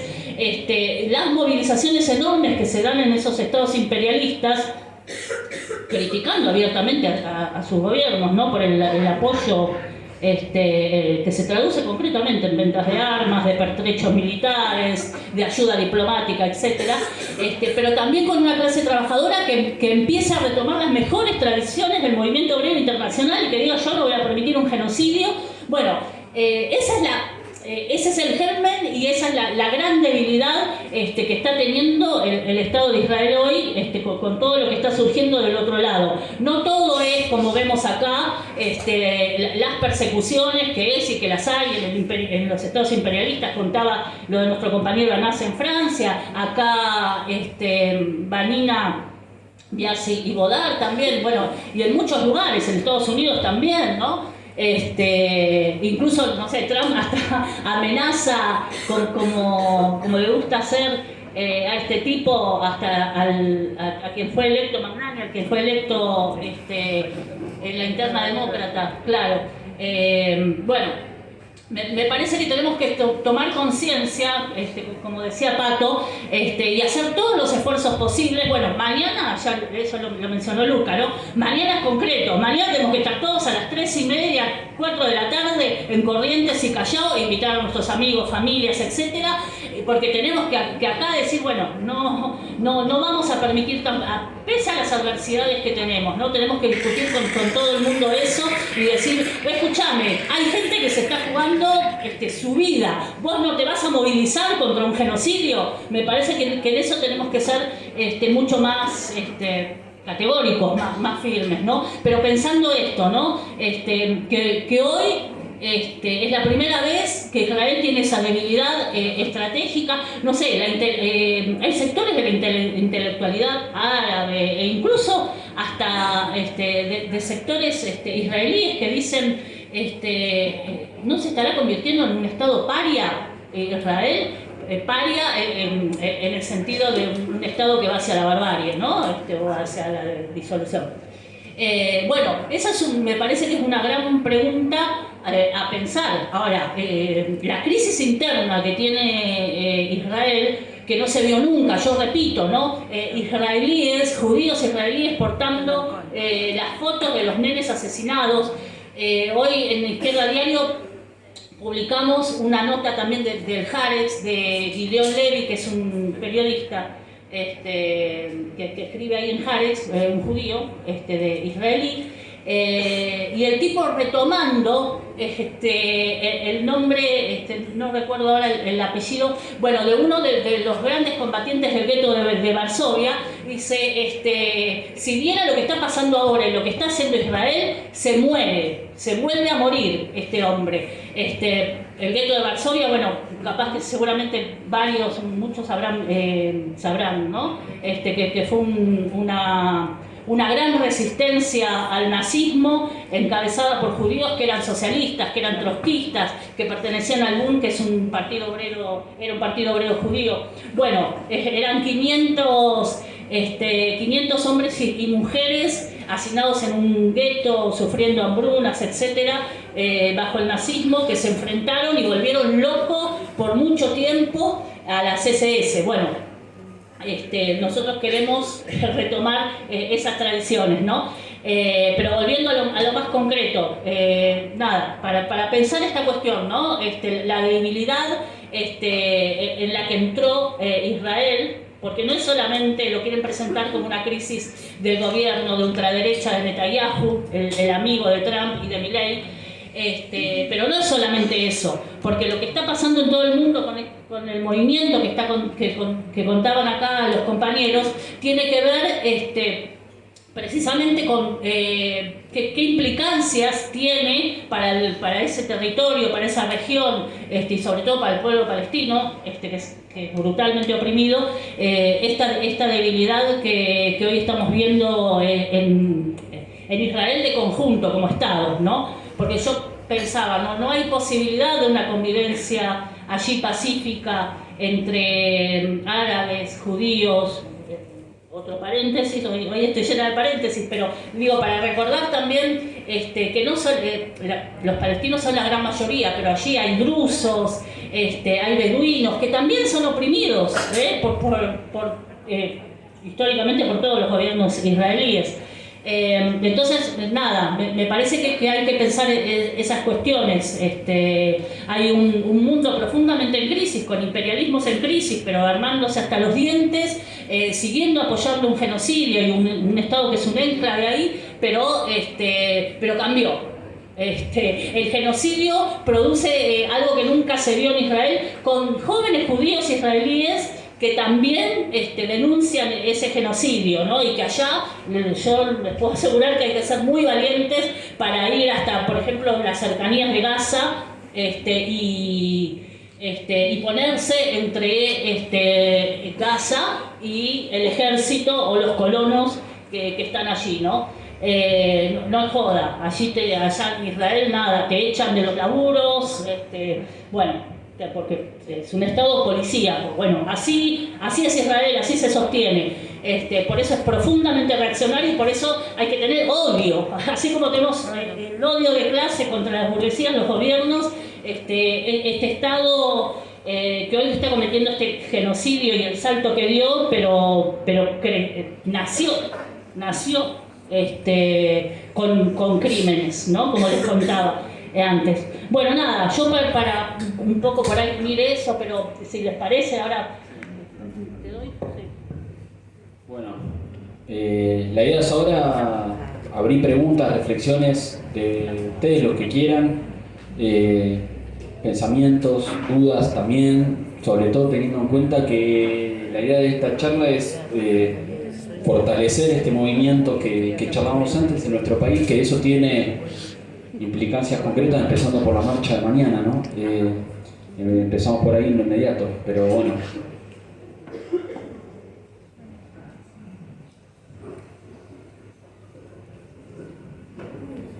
Oposiciones, críticas.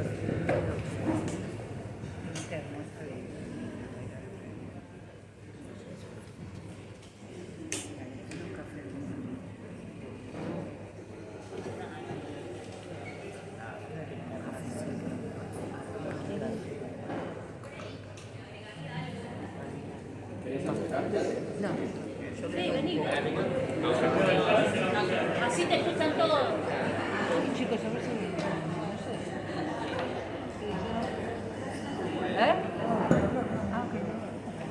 Hola, ¿cómo están? Por ahí agregar en la charla de todo lo que fueron contando y demás, que me parece un punto a tener en cuenta, que muchos medios o distintos sectores, hoy sobre todo de Argentina, como que cuestionan el apoyo a Palestina, diciendo que uno es antisemita. Y a eso, por ahí me viene esta idea de que Palestina no es una guerra religiosa, esto es un genocidio, y correr el eje de lo religioso acá, eso me parece como clave también, ¿no? Pensar que cuando todavía no existía Israel, ahí convivían judíos, musulmanes y cristianos. De hecho, hay palestinos que son judíos, cristianos, musulmanes y de otras religiones. Entonces es como importante correr ese eje de ahí, lo religioso. Acá no estamos hablando de algo religioso. Entonces, ese cuestionamiento antisemita no va, no rige. Eso más que nada contar.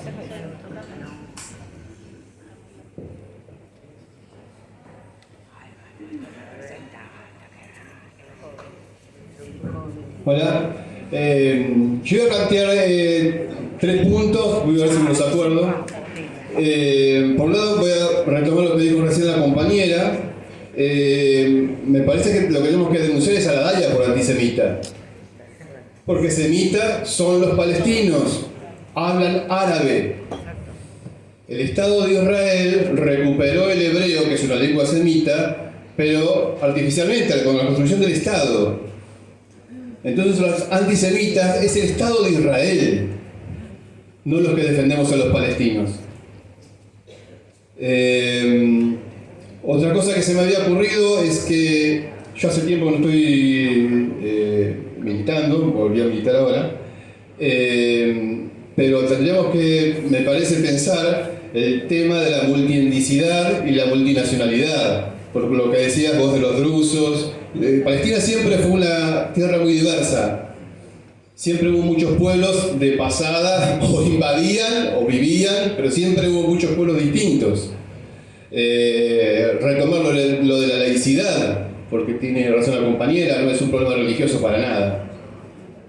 Y después se me ocurría que por ahí se podía trabajar con el partido chileno, porque en Chile hay mucha comunidad palestina, encima un equipo de fútbol palestino, que sería una buena movida trabajar el partido argentino con el partido chileno, como mínimo, para llevar adelante este tipo de discusiones y de actividades. Me parece que sería un golpazo, sobre todo porque está otra cosa. Hay un reverdecer del antijudaísmo. Esto que vuelven con que hay muchos militares israelíes en la Patagonia y que se quieren llevar a la Patagonia. Es un tema viejísimo del nacionalismo derechoso en la Argentina, el plan Andinia y todo eso. Me parece que trabajar con el partido chileno en la Patagonia debe ser buenísimo, ¿no? Sí, nosotros vamos. Bueno, eso.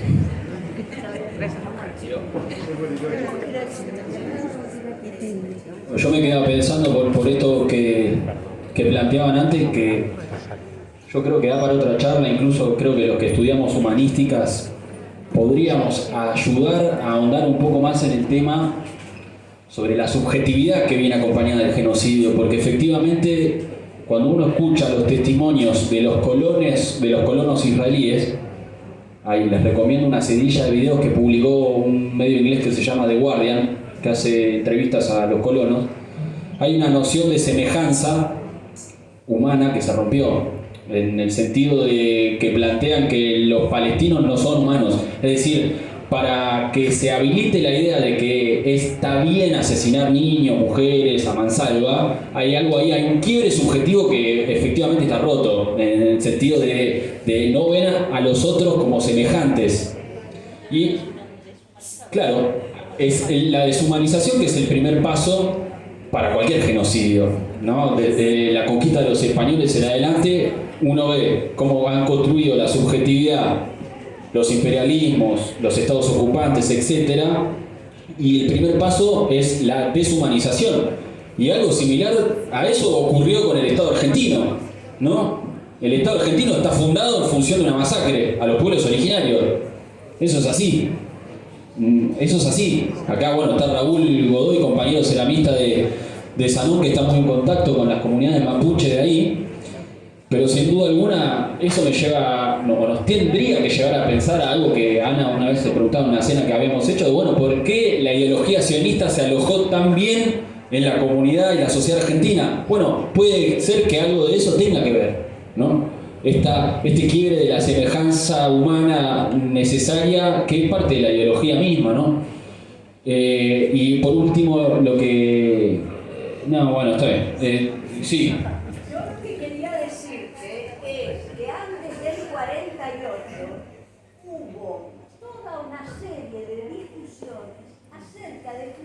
El Estado de Israel en la zona de Misiones, Entre Ríos y Corrientes, porque es geográficamente entre dos ríos, y hubo toda una serie de discusiones. Luego decidieron hacerlo en Palestina, pero estábamos dando vuelta nosotros aquí en Argentina con eso.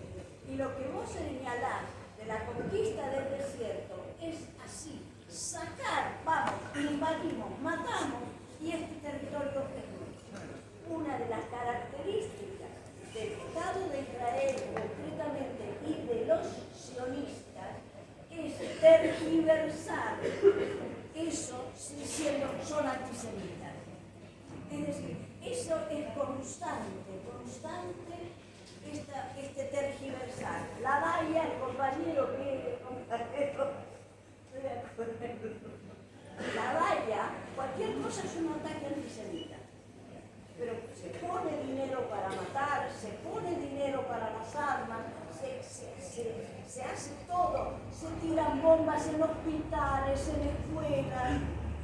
No son grupos o lugares estratégicos militares, no, son escuelas, son hospitales.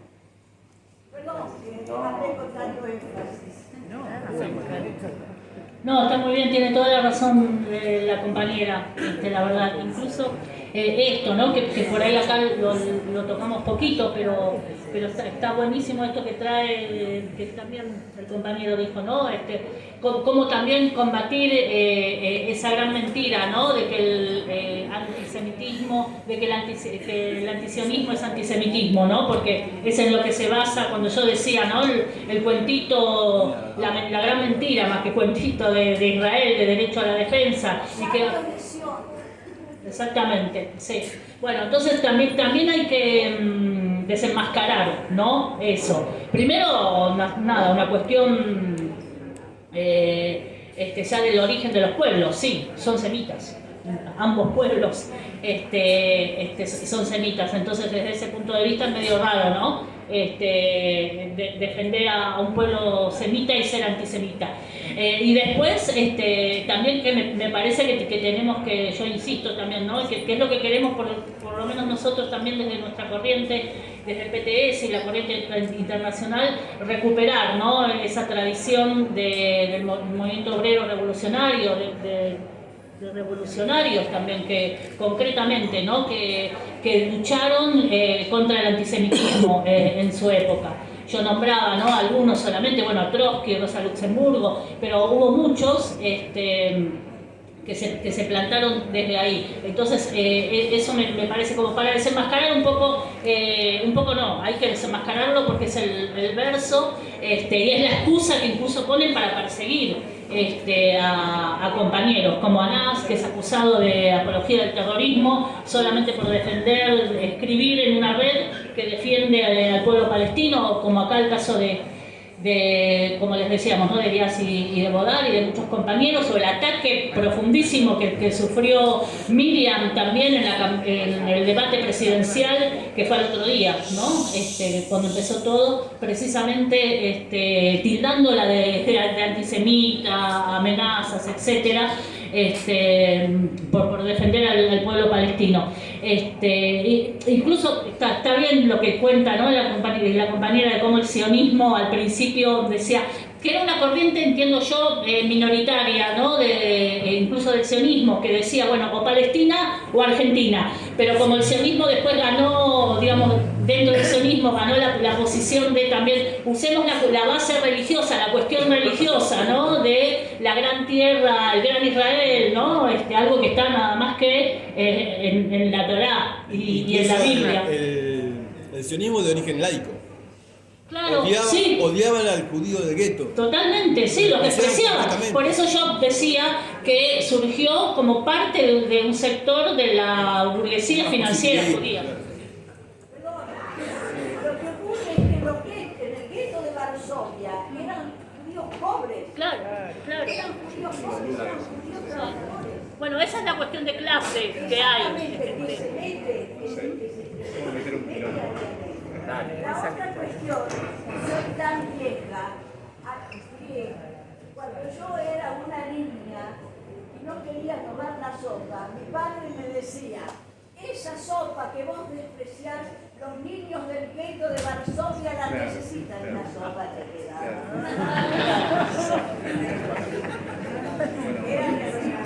Porque la guerra estaba presente. La guerra, yo soy tan vieja que la guerra estaba presente porque los amigos de mis padres hablaban de la guerra porque venían de la guerra. Es decir, la guerra es una cosa constante, lo que canta Checo, está ahí, es constante, constantemente tenemos que luchar contra la guerra.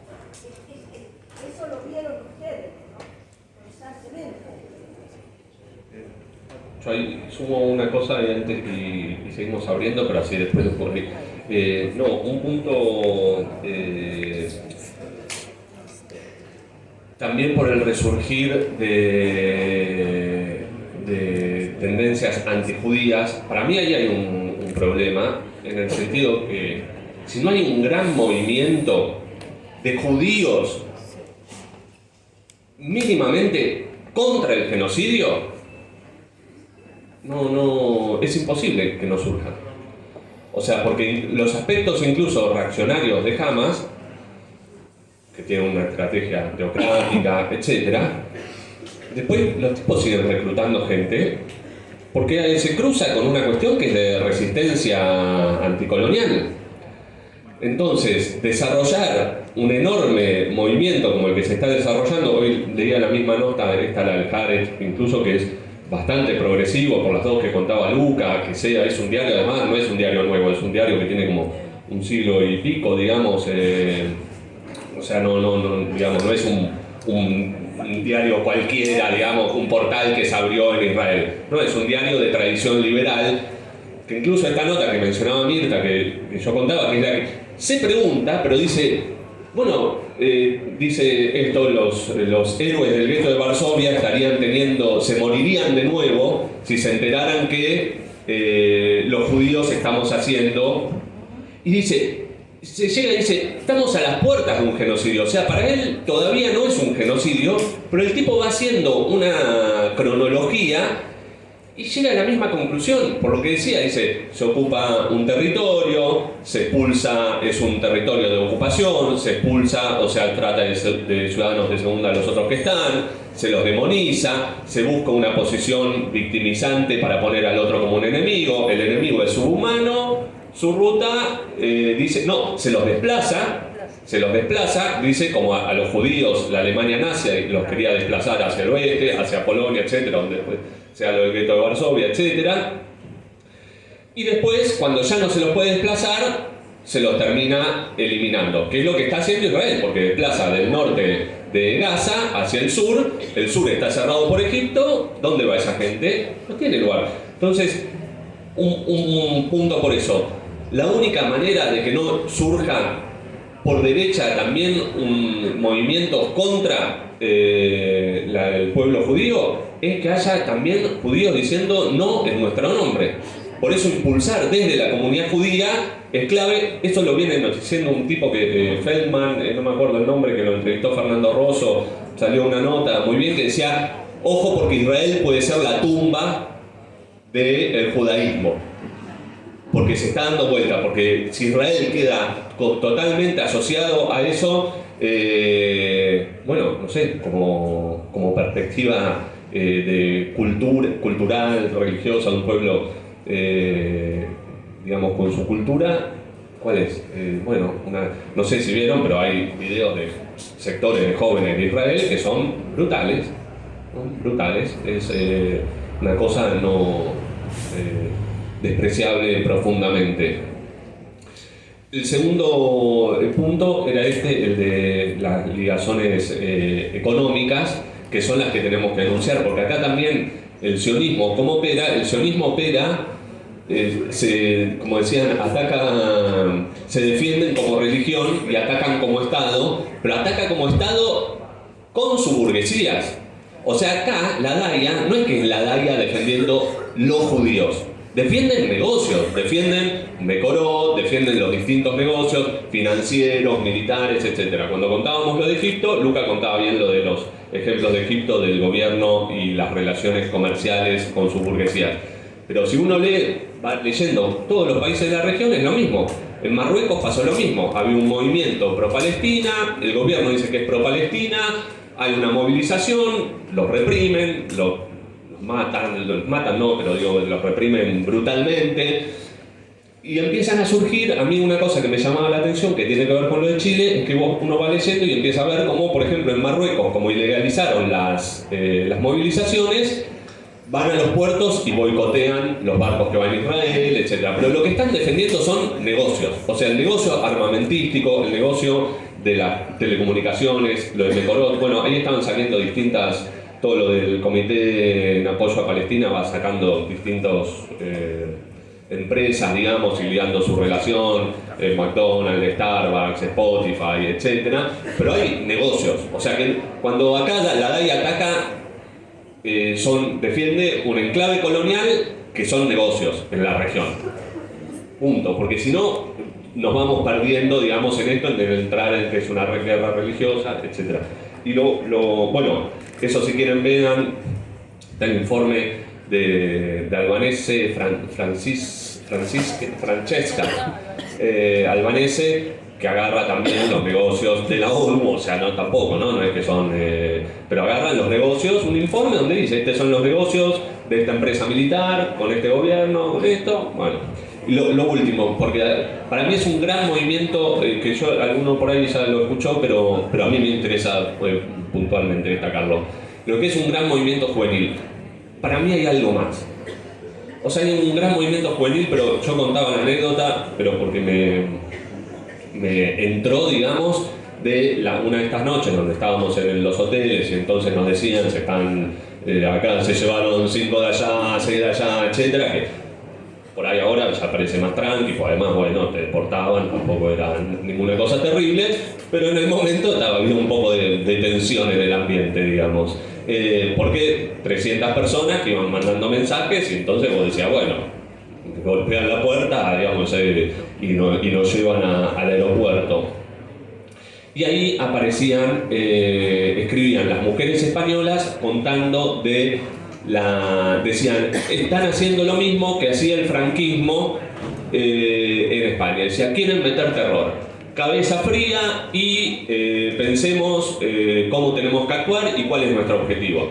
Yo les contaba acá en una movilización, pero después a algunos compañeros les decía, a mí me hacía acordar, después de la ley Bases, o en los primeros cortes, las y los jubilados diciendo, mira, no nos va a mandar a la vereda Patricia Bullrich, pero no nos va a mandar a la vereda no por una cuestión de valentía o no, sino porque tenían una experiencia histórica que era saber, ya sabemos cómo actuaron las dictaduras, sabemos cómo actuó el neoliberalismo con el menemismo, o sea que tienen la piel curtida no solamente por los años, sino porque esos años son experiencias históricas.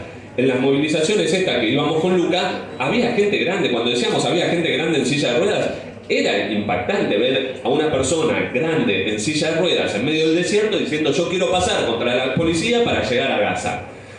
Y el otro día veía también una monja, pero vale igual, digamos, una monja en el Reino Unido, en Inglaterra, donde se la llevaban también porque la monja decía algo parecido, digamos, en el sentido que estaba contra el genocidio y que a mí no me vas a venir a decir, digamos, que no me vas a correr, digamos. Entonces, hay un enorme movimiento juvenil, pero a la vez para mí hay que pensarlo mejor porque ese movimiento juvenil todavía tiene aspectos de una generación que yo me incluyo no por lo juvenil, digamos, pero de los que vivimos lo que en Argentina se llamó la democracia de la derrota, que es que tiene poca experiencia en la lucha de clases, en dictaduras, en guerras, en procesos históricos mucho más convulsivos. No lo tenemos porque no nos tocó vivir, digamos, pero hay otras generaciones que vivieron eso o se acercaron a haber vivido eso y que están jugando un rol de que no son simplemente movimientos juveniles en el sentido de lo que fue el movimiento hippie o de lo que fue un movimiento juvenil tipo el rock. Son movimientos juveniles que se unen en causas con sectores que tienen una tradición de resistir a la dictadura en países como Argentina o como España, o de haber pasado distintas situaciones como es en todo el mundo árabe, de haber pasado guerras. Entonces hay ahí una conexión que creo que nosotros también tenemos que pensar en el sentido del hilo rojo, si está bien, de continuidad que hay y de no tener una política juvenil porque sí, sino de juvenil porque una juventud que no quiera ser parte de ser cómplice o ser espectadora de un genocidio, pero que sabe que en las tradiciones pasadas tiene para aprender, porque ahí tiene para aprender las lecciones de la historia también. Entonces esa relación a mí me resultó otra cosa importante del viaje. Bueno, un par de cosas nada más. En primer lugar, esto último que decía Pato me parece muy importante porque de alguna manera sentirnos parte de esa juventud que en el mundo empieza a tomar causas que son profundas, no son superficiales, no son demandas puntuales ni demandas, digamos, superfluas, sino profundamente humanas y profundamente revolucionarias, por otra parte, darle este carácter antiimperialista. Y yo pensaba cómo se fue revirtiendo esta cuestión, porque Yo mientras ustedes pensaban, mientras ustedes hablaban, uno pensaba en otras juventudes en otros momentos. Por ejemplo, ir a Israel a fundar kibbutz era una política de la izquierda revolucionaria. Por ejemplo, acá tal vez no se habló y es para otra charla, pero el rol del estalinismo en todo este fenómeno. Ustedes eran chicos, pero que ha existido una corriente internacional muy reaccionaria que es el estalinismo, que deformó las ideas de la izquierda en todo el mundo y también en estos lugares. De hecho, apoyó la Constitución. Apoyó la Constitución del Estado de Israel. Es una brutalidad. Y era la corriente que hablaba en nombre de la izquierda revolucionaria. Gente. Entonces, por eso, mucho tiene que ver eso en que hayan surgido después movimientos más religiosos, si se quiere, o deformadamente nacionalistas, alejados de la izquierda. Hizo marginal a la izquierda en estos lugares. Yo recuerdo, hay un tipo, Leopold Trepper, que escribió un par de libros, pero escribió un libro que fue el tipo, ¿cómo? El Gran Juego. Leopold Trepper era un judío polaco que se había ido a instalar al Estado de Israel a crear kibbutz junto con toda la juventud, con las juventudes comunistas, porque ellos tenían en su cabeza fundar un Estado socialista, digamos, ¿no? Fundar un Estado socialista. Leopold Trepper, pero además, otra anécdota más local, que Cachito Fuchman fue parte de lo que fue kibbutz, y Elio Brad también, un querido amigo y conocido, que se conocieron con Cachito Fuchman en Israel, en ese proyecto que tenía la juventud, que agarraba las valijas, una mochila y se iba porque pensaba, o iba con el proyecto de fundar un país socialista en esos lugares. O sea, imagínense la reversión que hay. Por eso es tan fuerte, fue tan fuerte el movimiento a nivel internacional, que pensaba que en Palestina, que en Israel se podía fundar un Estado socialista, multiétnico, y revolucionario incluso, pero esa reversión, por eso tiene tanto peso y tanta tradición y todo. Ahora estamos como fundando otra cosa, o sea, o refundando por lo menos esas ideas desde otro lugar, con una izquierda que tiene las banderas limpias. Y la única izquierda que tiene una solución para dar, o que tiene una salida para dar, con las banderas limpias, y no la de la tradición del estalinismo, ni de las tranzas de muchos sectores que en nombre de la izquierda fueron cómplices o miraron para otro lado en aras del acuerdo de Yalta y Potsdam. No, digo palabras en blanco y negro casi. Pero no, yo quería decir eso y solamente reivindicar el orgullo para mí de ser que nuestra corriente haya tomado estas banderas y que en nuestro país el PTS, el Partido de Trabajadores Socialistas, haya enviado una delegación valiosa como la de Luca y Pato, y que seamos los que, hayamos ido, seamos parte de esta corriente, poniendo el cuerpo, las ideas, pero también poniendo el cuerpo en esto. Así que felicitaciones y un orgullo de los compañeros, compañeras y de esta organización.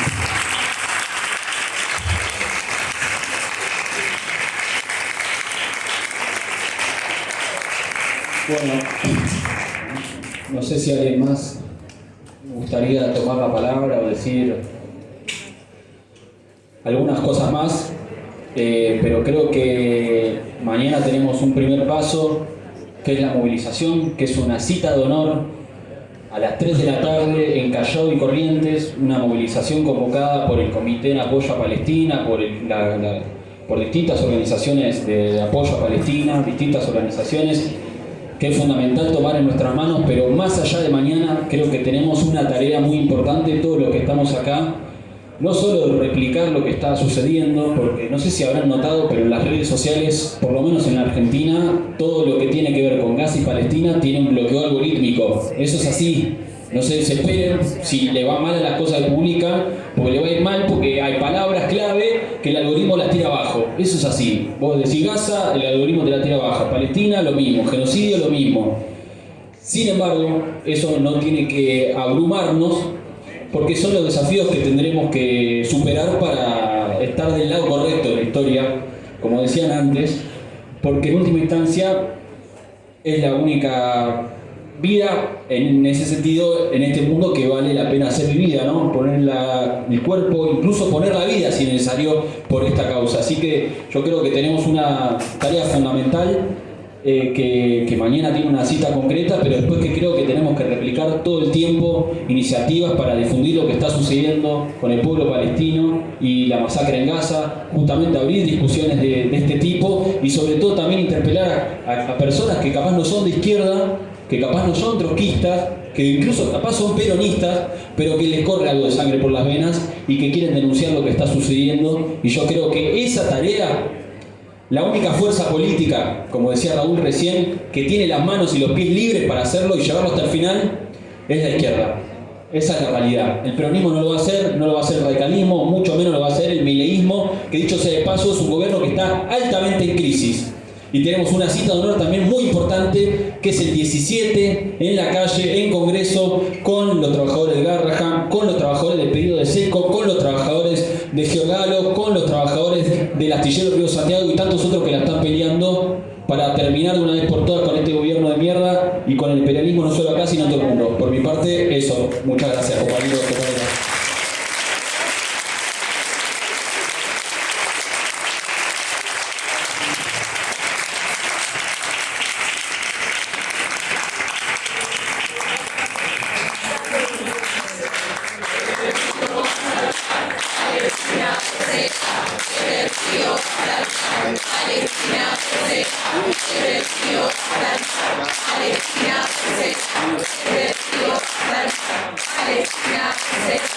No, acá me decían una cosa más, que es cierto, el peronismo en los 70 tuvo relación, montoneros, con la Organización de Liberación Palestina, pero ni siquiera se apoyan sobre esa tradición ahora. Rodolfo Walsh incluso viajó hasta allá y tiene un libro bastante lindo que se llama La Revolución Palestina, ¿no? Que él escribió varios artículos para el diario Crónica, para la revista Noticias. Bueno, eso ni siquiera lo levanta más eso. Entonces, bueno, ya depende de nosotros.